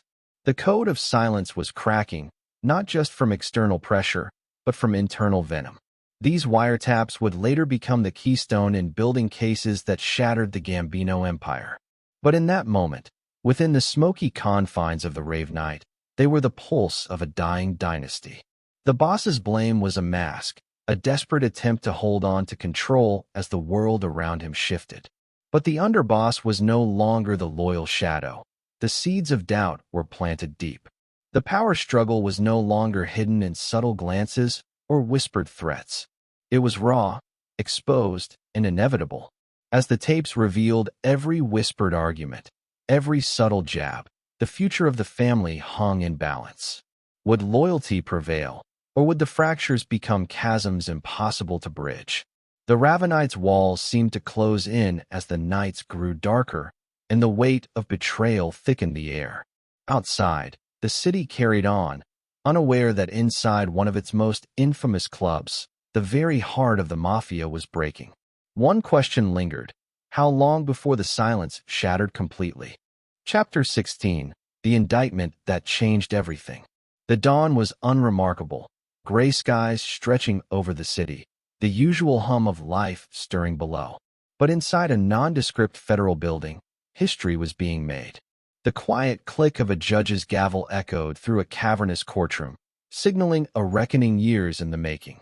The Mafia's top brass, once thought untouchable, were now facing the full weight of the law. Indicted, charged, their empire suddenly fragile. It was a moment frozen in time. The underboss, the boss, and their closest lieutenant, names whispered in fear and respect, now staring down the harsh glare of justice. No longer hidden behind shadows or protected by whispered threats, they were exposed, vulnerable, and on the brink of collapse. The indictment was more than a legal document. It was a weapon, sharp, relentless, and aimed at the heart of organized crime. It accused them of racketeering, extortion, murder, and conspiracy, charges stacked like stones, threatening to bury decades of power beneath the cold earth of the courtroom. For years, the FBI had painstakingly gathered evidence, wiretaps capturing secret conversations, informants risking everything to testify, financial trails tracing illicit money like bloodlines. Every detail painstakingly cataloged, every piece a thread unraveling the fabric of their empire. The underboss sat stone-faced, his mind racing beneath the calm exterior. Pride warred with fear. Ambition clashed with the stark reality that this might be the beginning of the end. He had ruled with iron fists and cold calculation, but no muscle could save him now. The boss, charismatic, defiant, untouchable for so long, found the indictment a bitter pill. His reputation as the Teflon Don, untarnished by earlier prosecutions, now faced the fiercest challenge.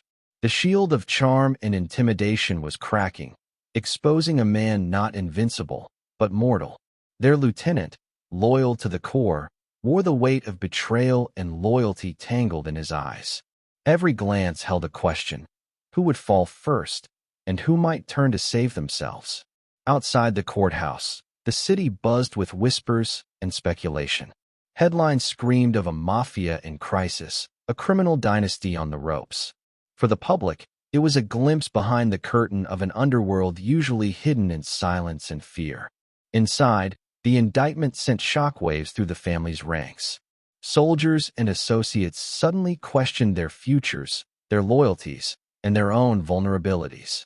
The code of silence, the unspoken oath that had held them together for decades, now felt like a fragile thread stretched thin over a chasm of uncertainty.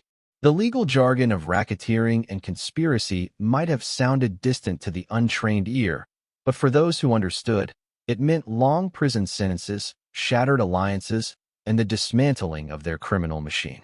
RICO, the law designed to cripple organized crime, was now their sword and shield, wielded with deadly precision. The underboss knew the indictment was not just an attack on the family's business. It was an assault on identity, loyalty, and survival. It forced a reckoning with past choices and whispered promises. In a world where silence was survival, speaking out became both a curse and a salvation. As the courtroom drama unfolded, the true battle was not just for freedom, but for legacy. Would the Mafia rise from the ashes or crumble beneath the relentless pressure? Behind the scenes, alliances shifted. Whispers of cooperation and betrayal fluttered like shadows in the wind. The once unbreakable bonds between men hardened by violence and blood were now tested by fear and uncertainty. The indictment was a turning point, a fissure splitting the underworld. It marked the beginning of a new chapter where loyalty could no longer be taken for granted, and survival depended on choices made in the dark. As the gavel fell, sealing the charges, one question lingered in the air. Who would speak first, and what price would they pay? The underboss, the boss, the lieutenant, each faced a crossroads. The empire they had built teetered on the edge, and the next moves would change everything. Because in the Mafia, the greatest danger is often the silence before the storm. Chapter 17, Flipping the Bull. The courtroom was silent, yet inside, a storm was raging. The sentence loomed like a guillotine over a man who had once been a king in a ruthless empire. Life imprisonment, a final verdict that shattered more than just freedom. It shattered loyalty, trust, and the invisible bonds that held the underworld together.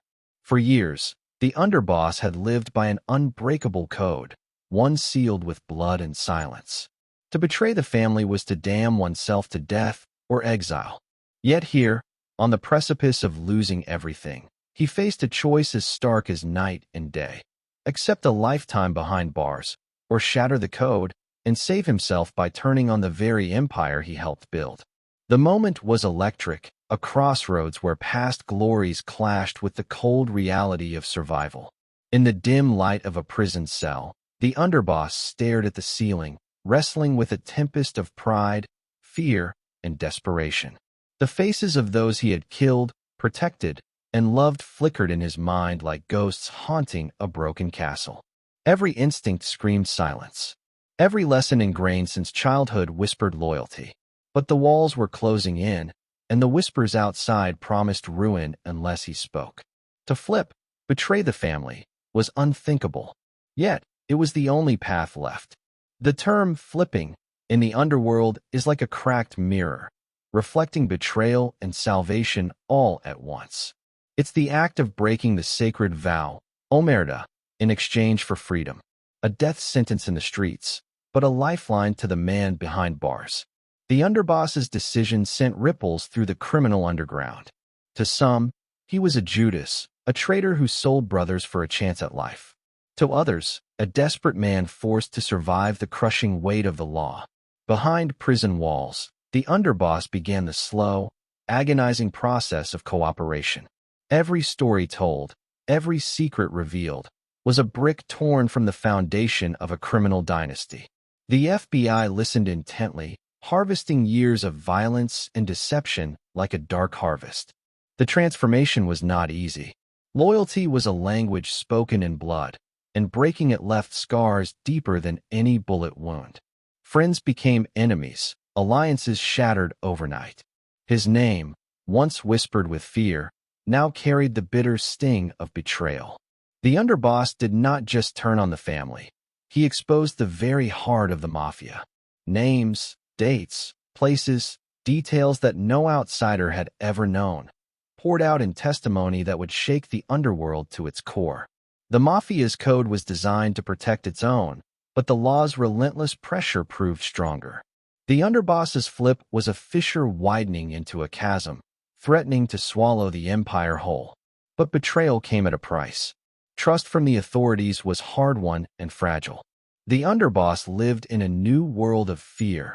Fear of retribution, fear of isolation, fear that the past would catch him in the shadows. Each court hearing was a battle. Each witness stand a stage where he balanced truth and survival. The underboss was no longer a king, but a pawn in a game far larger than he imagined. Yet even in cooperation, pride lingered, a reminder of a man who once ruled with brutal efficiency. The underboss was not simply a snitch. He was a man reclaiming agency in the face of obliteration. Outside, the Mafia scrambled to contain the damage. Trust was scarce. Paranoia exploded like wildfire. Every whisper of betrayal fueled fear and violence. The underboss's decision was a wound that would not heal. The underboss's story is not just one of crime and punishment. It is a tale of survival, identity, and the unbearable weight of choices made in darkness. In flipping the bull, the boss, the balance of power shifted, setting off a chain reaction that would redefine the Mafia forever. And yet, as the underboss sat in his guarded solitude, the future remained uncertain. Could the price of survival be paid without losing oneself? Would the Mafia ever forgive, or would the shadow of betrayal follow him to the grave? The answer lingered like a question mark carved in stone, a cliffhanger that only time would resolve. Chapter 18: The Confessions. The courtroom was suffused with a heavy silence, the kind that presses into your chest and lingers long after a whispered secret is spoken aloud. All eyes were fixed on the man now standing alone, a man whose name had once inspired fear in the darkest corners of New York City's underworld. Now he was a man exposed, vulnerable, stripped of the invincibility that years of power and violence had once promised. He cleared his throat, a subtle tremor betraying the weight of what he was about to reveal.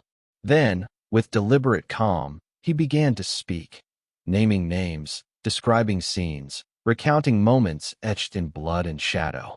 One by one, the stories unfolded, each confession a sharp crack in the iron wall of silence that had guarded the Mafia for decades. He was no longer just an underboss, a killer, or a kingpin. He was a man confessing to 19 murders, 19 lives he had ordered, facilitated, or personally extinguished. These were not the stories of anonymous violence. These were acts carried out with brutal intent, each one a thread in the complex tapestry of Mafia loyalty, fear, and survival. The word confession often conjures images of remorse and repentance. But in this underworld narrative, confession was something darker. It was a surrender, not just to the law, but to the crushing truth of a life steeped in bloodshed. It was the unmasking of a man who had lived by violence, but now sought a kind of salvation through truth. The room listened, rapt. The names spoken were no longer just whispers in the night. They were accusations, truths laid bare, lives brought back to the surface with painstaking clarity. The underboss described each murder not as a distant event, but as a moment filled with tension, fear, and moral conflict. One murder involved a rival union leader whose defiance threatened the Mafia's grip on the city's labor rackets. The underboss described the meticulous planning, the cold efficiency with which the hit was carried out. Yet he also revealed a flicker of doubt, a momentary hesitation before the final act. Even killers have their ghosts, he seemed to say without words.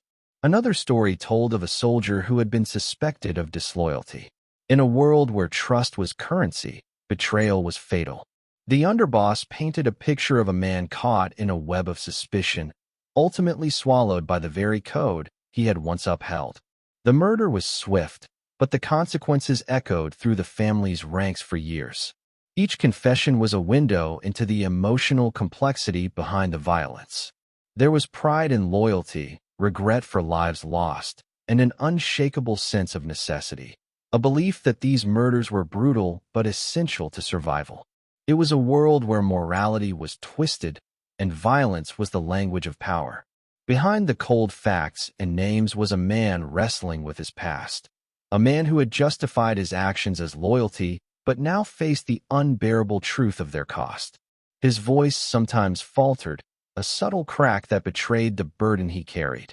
These confessions were not just legal testimony. They were an unspoken plea for understanding, a reckoning with the ghosts that haunted him. For the FBI and prosecutors, the confessions were a treasure trove, a key to unlocking decades of secrecy. The detailed accounts provided insights into the Mafia's inner workings, who ordered hits, how hits were planned, and the brutal enforcement of silence that kept the family intact. The underboss became a guide through the labyrinth of organized crime, shedding light on a world few had ever penetrated. But cooperation came at a price. The underboss knew that speaking out meant becoming a marked man. The Mafia's code of silence, omerta, was a sacred bond, and breaking it was considered the ultimate betrayal. His decision to confess painted a target on his back, an invisible shadow of retribution that could strike at any moment. Inside witness protection, safety was a fragile illusion. The underboss lived in a new kind of prison, one guarded by armed agents, but haunted by memories, regret, and fear. Each day was a battle between past and present, between a life lost to violence and a chance at redemption. The courtroom drama was not just a legal proceeding. It was a story of transformation. The man who once wielded power through fear now wielded it through words. Each confession chipped away at the Mafia's mystique, revealing not gods of crime, but flawed men bound by a deadly code. For the public, the confessions shattered the myth of the untouchable Mafia boss. The underboss was no longer a faceless villain but a complex human being, a man whose rise and fall were shaped by choices made in shadow and light. Yet, even as he confessed, the question lingered. Could a man who had lived by violence ever truly escape its grip? Could these confessions be a first step toward redemption, or were they simply another layer in a story still unfolding? Outside the courtroom, the Mafia was in turmoil. The underboss's revelations ignited paranoia and fear. Trust, once the glue of the family, was dissolving. Old alliances cracked, and suspicion turned neighbor against neighbor. The confessions sent shockwaves beyond the courtroom, rippling through the streets and alleys where the Mafia had long held sway. The underboss's betrayal was a fracture that threatened to splinter the entire criminal network. Behind closed doors, the bosses debated the future. How to respond? How to silence the man who had turned their world upside down? The confessions were a challenge, a threat, and a call to arms. But law enforcement pressed forward, armed with the underboss's testimony. Trials followed, convictions piled up, and the Mafia's grip on the city began to loosen. The chapter closed on a note of uneasy suspense. The confessions had shattered silence and opened wounds that would not easily heal.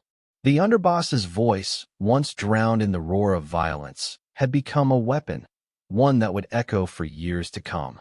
And as the gavel fell and the courtroom emptied, the story was far from over. The man who confessed to 19 murders had set in motion a chain of events that would forever alter the Mafia's landscape.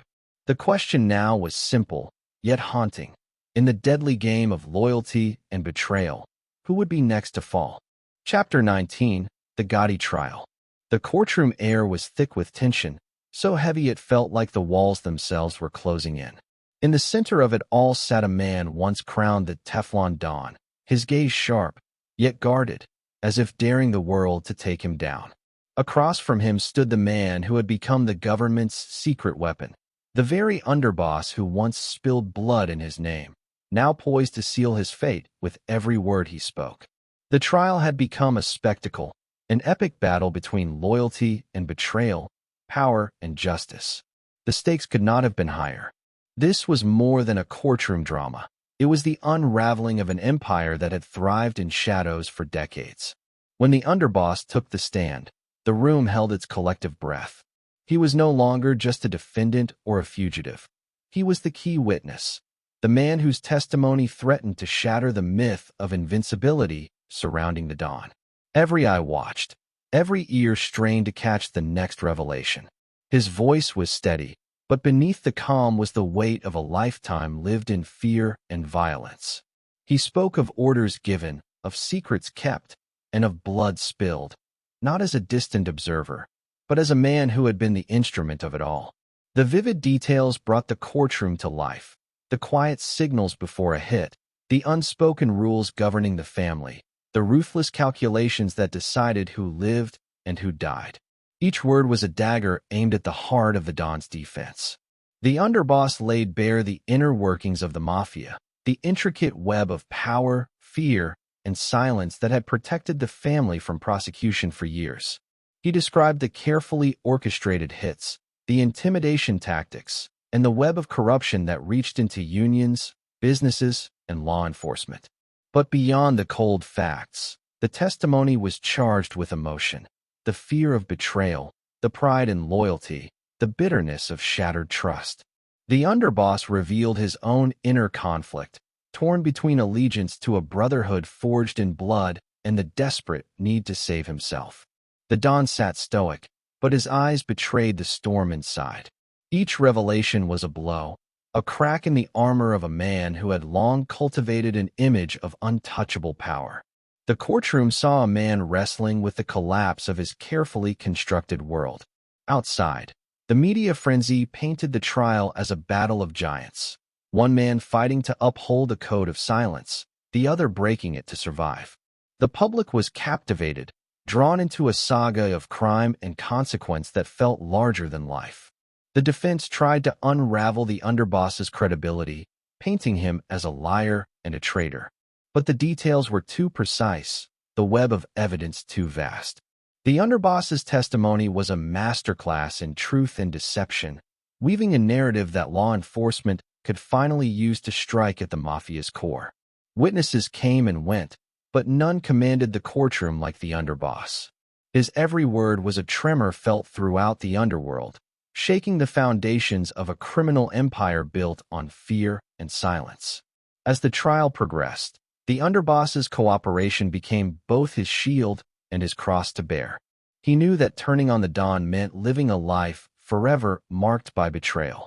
Yet, his resolve held firm, driven by the hope of freedom, protection, and perhaps redemption. The climax approached as closing arguments echoed through the packed courtroom.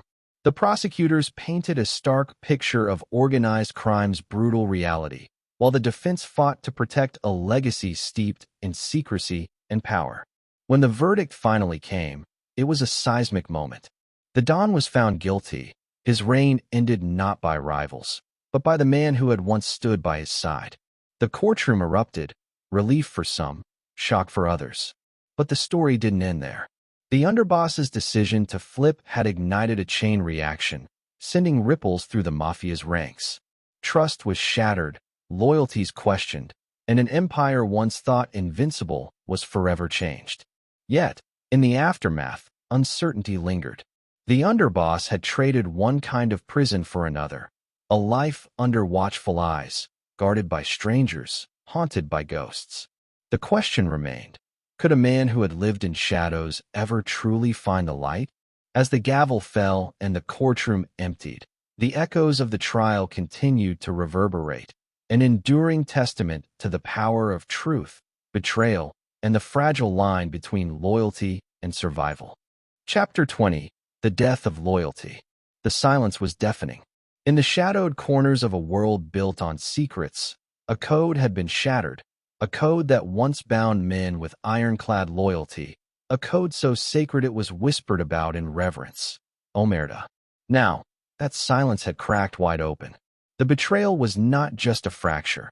It was a rupture that sent shockwaves through the Mafia's heart. This was no ordinary defection.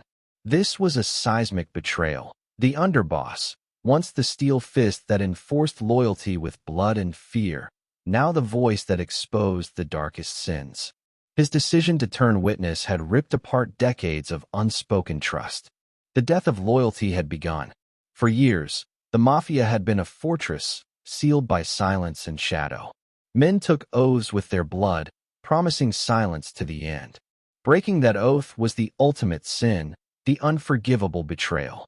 Yet, here was the underboss, shattering the sacred vow with every confession. The blood oath was broken, and with it, the invincibility of the crime family crumbled. The impact was immediate and devastating.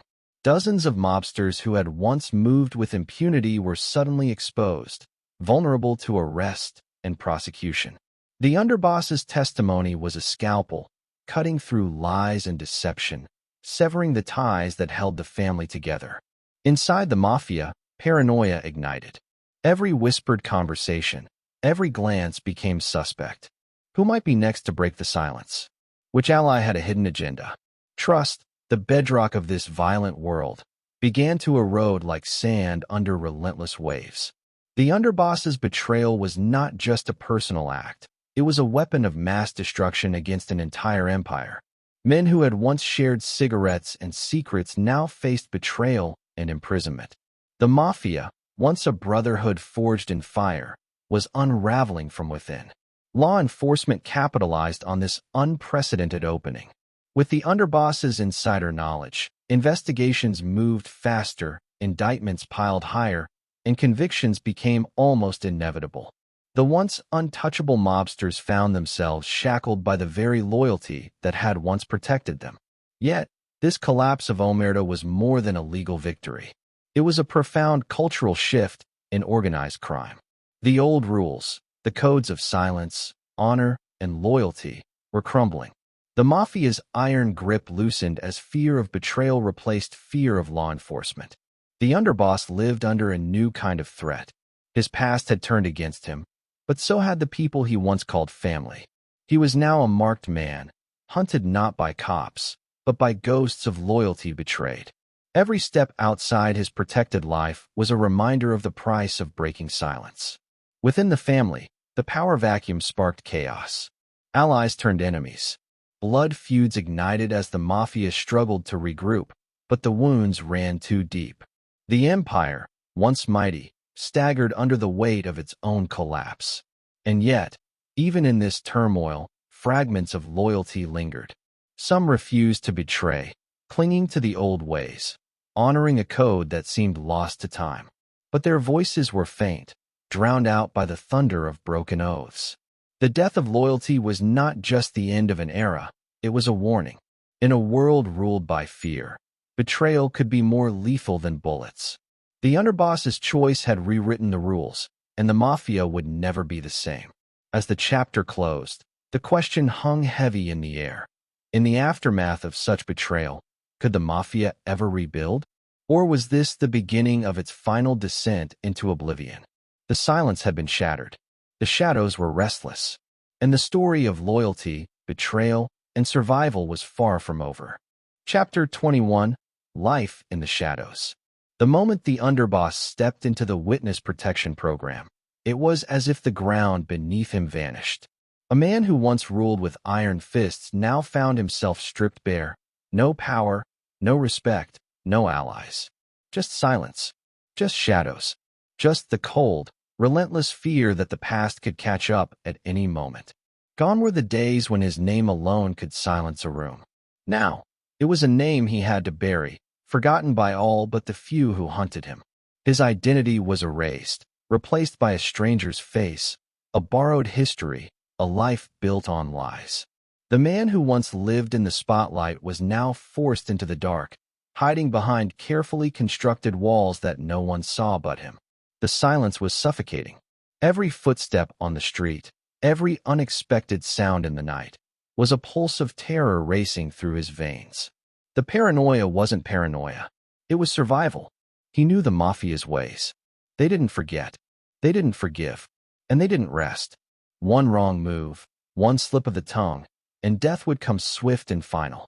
He lived in a constant state of alert, eyes scanning, ears listening, heart pounding. Trust was a currency he no longer possessed. Faces blurred into one another. Voices became indistinct murmurs, and friends were distant memories from a life that felt like someone else's nightmare. His protectors, government agents tasked with keeping him alive, were strangers who watched but could never truly understand. Loneliness settled deep, a hollow wound no bullet could heal. Trying to live normally was an impossible dream. Jobs, routines, casual conversations, all felt foreign. Every waking moment was haunted by echoes. Gunfire ringing in the night, whispered conspiracies in darkened rooms, the cold, accusing eyes of men who had once been brothers but were now enemies. Sleep was elusive, haunted by nightmares replaying his betrayals and bloodshed in endless loops. The underboss wrestled with his own reflection, the man he was versus the man he had become. The killer, the betrayer, the man who had traded loyalty for survival. Every choice, every action was a fracture in his soul, a wound reopening time and again. Life in the shadows was a cruel irony. The protection meant safety from the law, but it was a life chained to fear and uncertainty. His every move monitored, his freedom curtailed. The streets he once controlled were now off limits. The friends he trusted, now potential assassins. The Mafia's reach stretched farther than he had imagined, a web of vengeance tightening with each passing day. There was a strange kind of prison in anonymity. The man who had commanded respect and fear now had to obey rules set by others. He had to answer to strangers who dictated where he lived, where he worked, who he could trust. His past was a ghost haunting every decision, every breath. Yet, despite the crushing weight of fear and regret, a flicker of defiance burned within. He was a survivor, forged in the fires of violence and betrayal. This new battle, one of identity, redemption, and the quest for peace, was different but no less fierce. The underboss was determined not just to live, but to endure. But the shadows never fully lifted. Every quiet moment was tinged with doubt. Every stranger's glance held suspicion. The world he had escaped was watching, waiting. Could a man built by crime ever escape it? Or was he forever trapped, a ghost wandering between two worlds? The silence pressed down like a shroud. The past was a relentless storm on the horizon, and the future was a path unknown, dark, uncertain, and dangerous. The underboss's life in the shadows was not just survival. It was a constant reckoning with a past that refused to die. Chapter 22, The Arizona Drug Ring. The desert sun scorched the cracked pavement, its relentless glare reflecting the heat simmering beneath a new kind of criminal enterprise. Far from the shadowed alleys and smoke-filled back rooms of New York, a different kind of underworld was taking shape, one fueled by pills, parties, and the electric pulse of a new generation. Here, the former underboss, a man once cloaked in the old Mafia's iron grip, was stepping back into the game. But this time, it wasn't about control or legacy. It was survival, temptation, and a gamble that would pull him back into the darkness he thought he had escaped. The ecstasy trade was booming. The drug, with its promise of euphoria and escape, surged through the veins of the youth culture, a stark contrast to the gritty, brutal world the underboss had known. But beneath the neon glow and thumping bass, the stakes were deadly serious. This was no innocent rave scene. It was a battleground of power, money, and law enforcement watching every move. Out of the protective shadows of witness security, the man who had once shattered the Mafia's code now found himself walking a razor's edge. His partner in this dangerous venture was none other than his own blood, his son. Together, they carved out a new empire, trafficking ecstasy pills across Arizona's sprawling cities and desert highways. It was a father-son operation, bound by ambition but frayed by the weight of their pasts. The old rules had changed. No more whispered orders or secret handshakes. This was a new kind of crime, where technology and fast money ruled, and every deal risked exposure. The son, younger and less burdened by the past, brought a fresh energy and street savvy. The father, seasoned and cautious, maneuvered with a calculated coldness, aware that every step could trigger a fall. But the law was closing in. Federal agents, tracking digital trails and intercepted communications, watched the ring's expansion with growing alarm. The operation's rapid growth left traces, phone calls, cash transfers, and the telltale patterns of drug shipments crossing state lines. The authorities were determined to unravel this new web of crime, and they had one advantage the Mafia never faced: technology. The tension between father and son simmered beneath the surface. Loyalty battled suspicion. Ambition clashed with fear. The elder knew that one misstep could undo them both. while the younger chafed against the cautious restraints imposed by a lifetime of hiding. Their partnership was a fragile alliance, tested daily by the shadows that stretched from their past into the uncertain future. One night, a shipment arrived at a secluded warehouse on the outskirts of Phoenix. The air was thick with anticipation and danger. The ecstasy pills, bright and deceptively innocent, were packaged and ready to move. But law enforcement was closer than they knew. Surveillance cameras and undercover agents watched in silence, waiting for the moment to strike. The arrest was swift and brutal.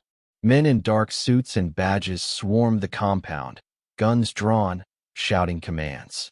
The father and son were caught in the maelstrom, a violent clash between the world they tried to build and the justice that sought to tear it down. In the cold interrogation rooms, the underboss faced a new reckoning. No longer the kingpin wielding power, he was now just a man facing the consequences of choices he thought he'd left behind. The walls closed in once again, the weight of betrayal and legacy crushing down. Yet even in defeat, the story was far from over. The Arizona drug ring was a symbol of a man caught between two worlds, his violent past and a reckless present. It was a testament to the allure of power, the bonds of family, and the inescapable shadow of crime. The chapter closed not with answers, but with questions. Could a man ever truly leave the life that shaped him? Or was he doomed to repeat the same mistakes, trapped in a cycle of ambition and ruin? The sun set over the desert, casting long shadows, reminders that even in the brightest light, darkness follows close behind. Chapter 23, Back Behind Bars. The courtroom buzzed with a tension so thick it felt almost tangible, like a storm ready to break. At its center sat a man whose very name once sent ripples of fear through the darkest corners of the underworld. His gaze was steady but hollow, a man stripped bare by years of violence, betrayal, and a life lived on the edge of lawlessness. The judge's words pierced the silence, final and unforgiving. 20 years. 2 decades behind the cold walls of a federal prison. The sentence was a thunderclap, a brutal punctuation mark to a saga of power, downfall, and shattered loyalties. This was the man who had once ruled as the Gambino family's feared underboss, whose hands had ordered killings and whose voice had commanded obedience. But now, he was reduced to a defendant, an accused in a federal courtroom, accused not just of past crimes, but of a new empire built on drugs, deceit, and desperation. It was a fall from grace so profound that even those hardened by the Mafia's violent codes found it staggering. The trial peeled back layers of a life caught between two worlds, the one he had left behind and the one he had plunged into after becoming an informant. Once the ultimate betrayer of the Mafia's sacred omerta, the code of silence, he now found himself ensnared by the very law he had helped enforce. The irony was brutal. The government that had once wielded his testimony as a weapon against organized crime now used its full force to strip away his freedom. Prosecutors laid out the evidence with clinical precision. Ecstasy pills trafficked across Arizona, drug shipments coordinated like military operations, phone taps revealing conversations dripping with greed and menace. Each detail painted a picture of a man unable to escape his past, whose hunger for power and money dragged him deeper into criminality even after turning on the Mafia. It was a portrait of a kingpin reinvented, a drug lord in exile, but no less dangerous. The courtroom was a theater of contrasts. Jurors listened with rapt attention as tales of violence mingled with moments of personal regret. The man's lawyers painted him as a changed figure, a flawed but reformed individual caught in a cycle he had long sought to escape. But the weight of his deeds pressed down like a guillotine, threatening to sever any hope of mercy. Between the legal battles, his thoughts spiraled into memories, haunting, raw, and unrelenting. The blood spilled in dark alleyways, the faces of men he'd sent to their deaths, the family he'd betrayed, and the one he still tried to protect. The double life of a killer and a father, a criminal and a man seeking redemption. Each memory was a scar, a wound reopened by the cold reality of judgment. The sentence was not just a measure of time, it was a reckoning. 20 years to confront every choice, every betrayal, every crime. 20 years confined to a cell, where the only sounds were echoes of the past and the distant footsteps of fate closing in. The man who had once controlled fear now faced it in its purest form, the relentless passage of time behind bars. Even as he was led away in handcuffs, the eyes of the world watched. Some saw a villain, others a tragic figure undone by his own demons. But beneath it all lay a question that lingered in the air. Could this be the final chapter? Or did the shadows of his past hold secrets yet to unfold? The fall was complete, but the story, like all true tales of crime and consequence, remained unfinished. Behind bars, in the silence and darkness, the next act awaited. Would it be redemption, revenge, or the slow decay of a once-feared man swallowed by time? The gavel's echo faded, but its impact would resonate for decades to come. Chapter 24: Life After Prison. The heavy metal gates slid open, groaning like the last breath of a dying empire. The man who had once commanded fear and respect stepped out into the world again. Older, worn, a living relic of a violent past that refused to fade into silence. It was the year 2017. Freedom tasted bitter, not just because of the years stolen behind bars, but because the world he returned to was not the one he had left. Gone were the shadows of hiding and whispers of loyalty. Now, he walked openly, infamous and unmasked. The headlines screamed his name, echoing through newsrooms and internet feeds alike. He was no longer a ghost slipping through the cracks of anonymity. This was the man who had shattered the Mafia's code of silence, who betrayed kings and crumbled empires. But now, stripped of power and pretense, he faced something far more daunting. The judgment of a public hungry for answers, for stories from inside a world most feared but few understood. Stepping into the harsh light of day, he began to speak. Not with the guarded silence of a lifetime in the shadows, but with a blunt honesty that stunned even those who had studied his life for decades. His words cut through the mystique like a blade, peeling back layers of myth and exposing the raw truth beneath. Every confession, every tale of violence and survival, was a crack in the fortress of silence that had protected the Mafia for generations. But speaking was not easy. Each story dredged up ghosts, faces of men lost to bullets and betrayal, the weight of broken promises, the endless struggle to balance a killer's ruthlessness with a father's love. The world listened, riveted and repulsed, as he recounted the brutal realities that had shaped his path. There was no glamour here, no romanticized gangster's tale, just the cold calculus of survival and ambition and the devastating cost paid by all involved. The public's fascination was a double-edged sword. His notoriety brought attention and opportunity, but also danger. Old enemies lurked in the shadows, their grudges not easily forgiven. The streets that once bowed to his will whispered warnings, and every step he took was measured against the specter of retribution. The life he had escaped still reached for him, like a tide pulling him back under. Amidst the media frenzy, there was a quieter struggle, a man wrestling with his legacy. How to live with the blood on his hands, the betrayals that had fractured families and friendships, and the knowledge that every confession could ignite fresh fires in old wars. His voice became both a weapon and a shield, a way to reclaim some control in a world that had shifted beneath his feet. But honesty came with its own cost. Allies turned to adversaries, trust dissolved into suspicion, and the fragile peace he sought was constantly threatened. The man who once ruled with fear now navigated a different battlefield, a public stage where every word was weighed, every motive questioned. The line between truth and self-preservation blurred in the glare of the spotlight. His revelations peeled back the curtain on the Mafia's darkest corners, the hits ordered in silence, the loyalties bought and broken, the delicate dance of power and paranoia that kept the underworld ticking. Yet, even as he spoke, the question lingered. Was this the voice of redemption or the echoes of a man still trapped by the world he once commanded? The streets had changed, but the shadows remained. The Mafia's grip, though weakened, was not broken. His betrayal had shaken foundations, but the underworld was nothing if not resilient. The past and present collided, leaving a man caught between two worlds, too infamous to disappear, too dangerous to ignore.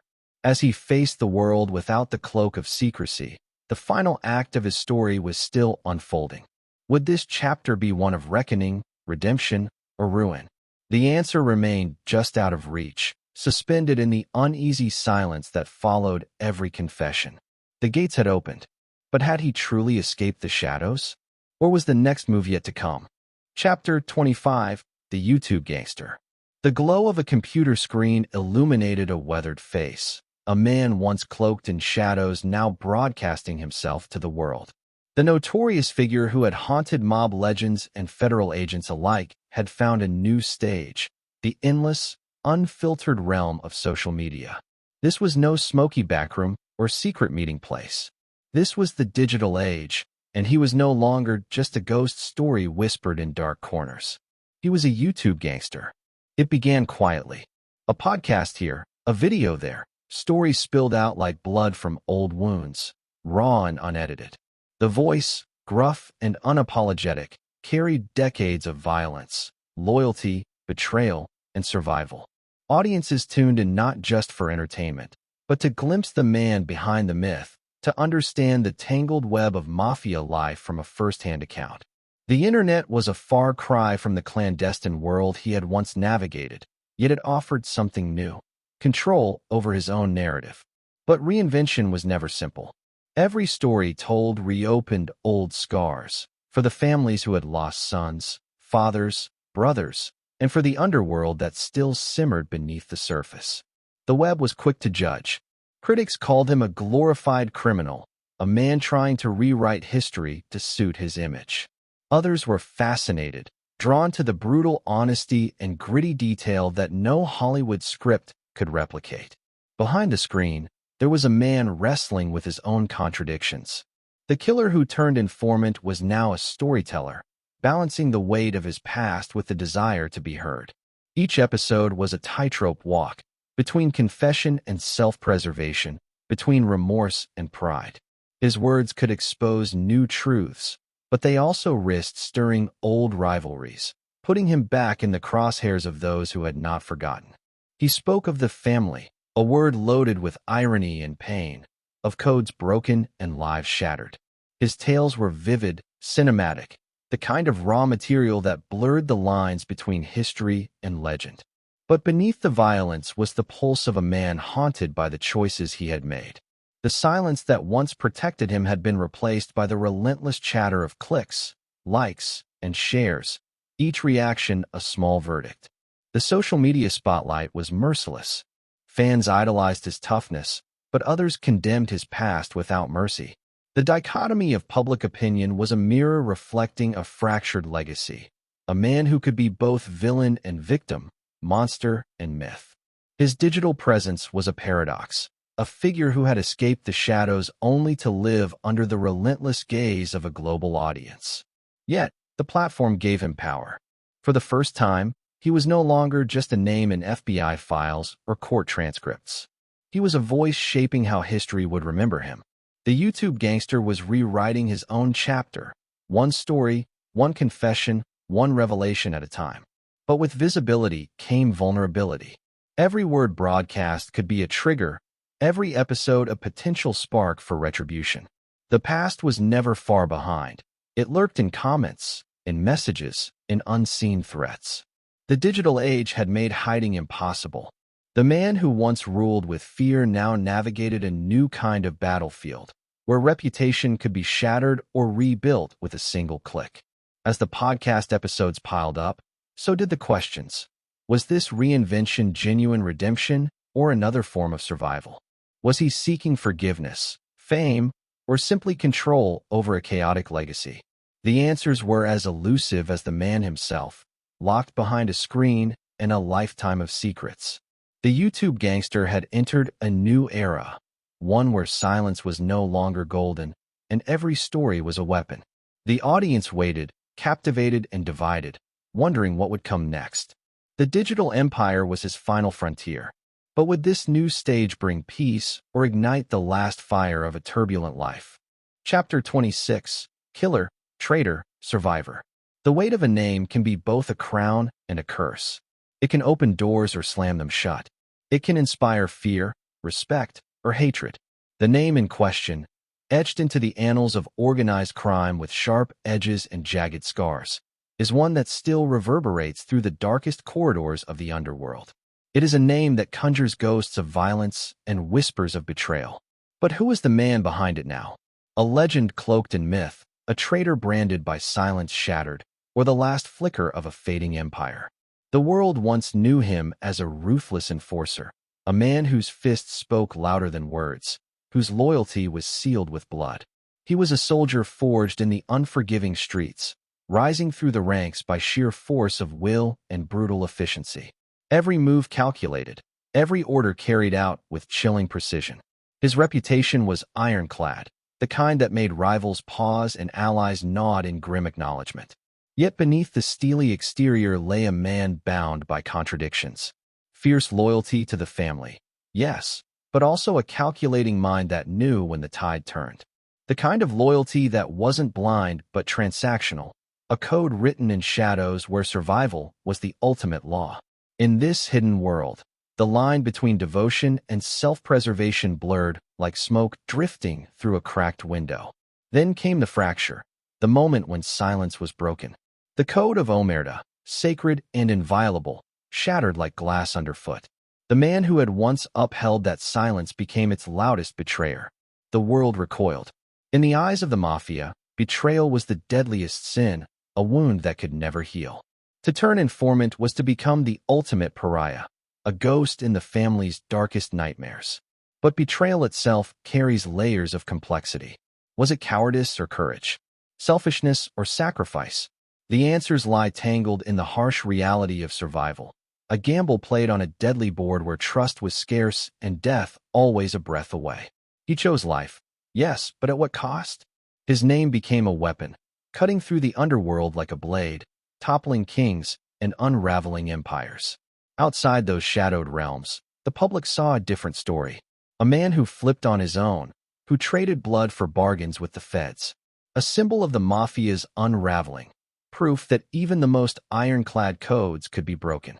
To many, he was a cautionary tale, the rise and fall of a kingpin undone by his own choices. To others, a survivor navigating a brutal game with few winners. Time shifted the narrative again.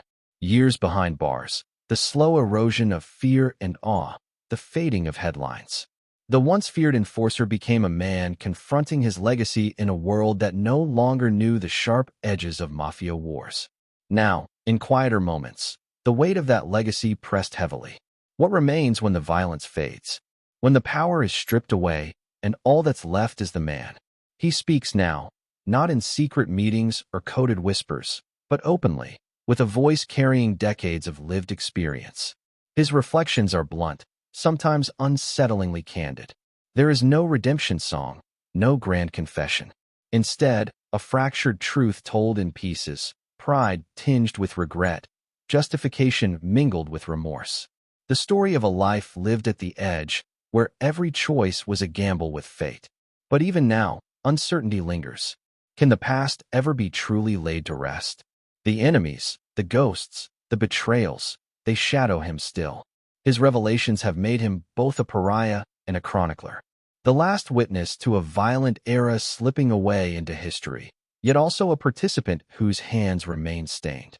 The man who once ruled through fear now contends with a different kind of power, the power of narrative. To control the story is to control memory, to shape how history will remember him. But history is never simple, and memory is a fickle judge. For every admirer who sees a survivor's grit, there is a detractor who sees only a traitor's shadow. In the end, the question remains unanswered. Who is he now? The killer, whose violence defined a generation. The traitor, whose silence was shattered forever. Or the survivor, navigating the ruins of a lost world with all its contradictions and scars. His life is a mirror held up to the complex dance of loyalty and betrayal, power and downfall. It is a reminder that behind every legend lies a human story, messy, conflicted, and deeply flawed. The empire he helped build has crumbled, but its echoes still ripple through the streets and minds of those who lived it. As the chapter closes, the shadows lengthen once more. The man's story, raw and unresolved, drifts on the edge of history, a haunting testament to the fragile line between honor and survival, between legend and infamy. And as silence falls, the final question hangs heavy in the air. In the end, what defines a man? The life he lived, the choices he made, or the story he leaves behind?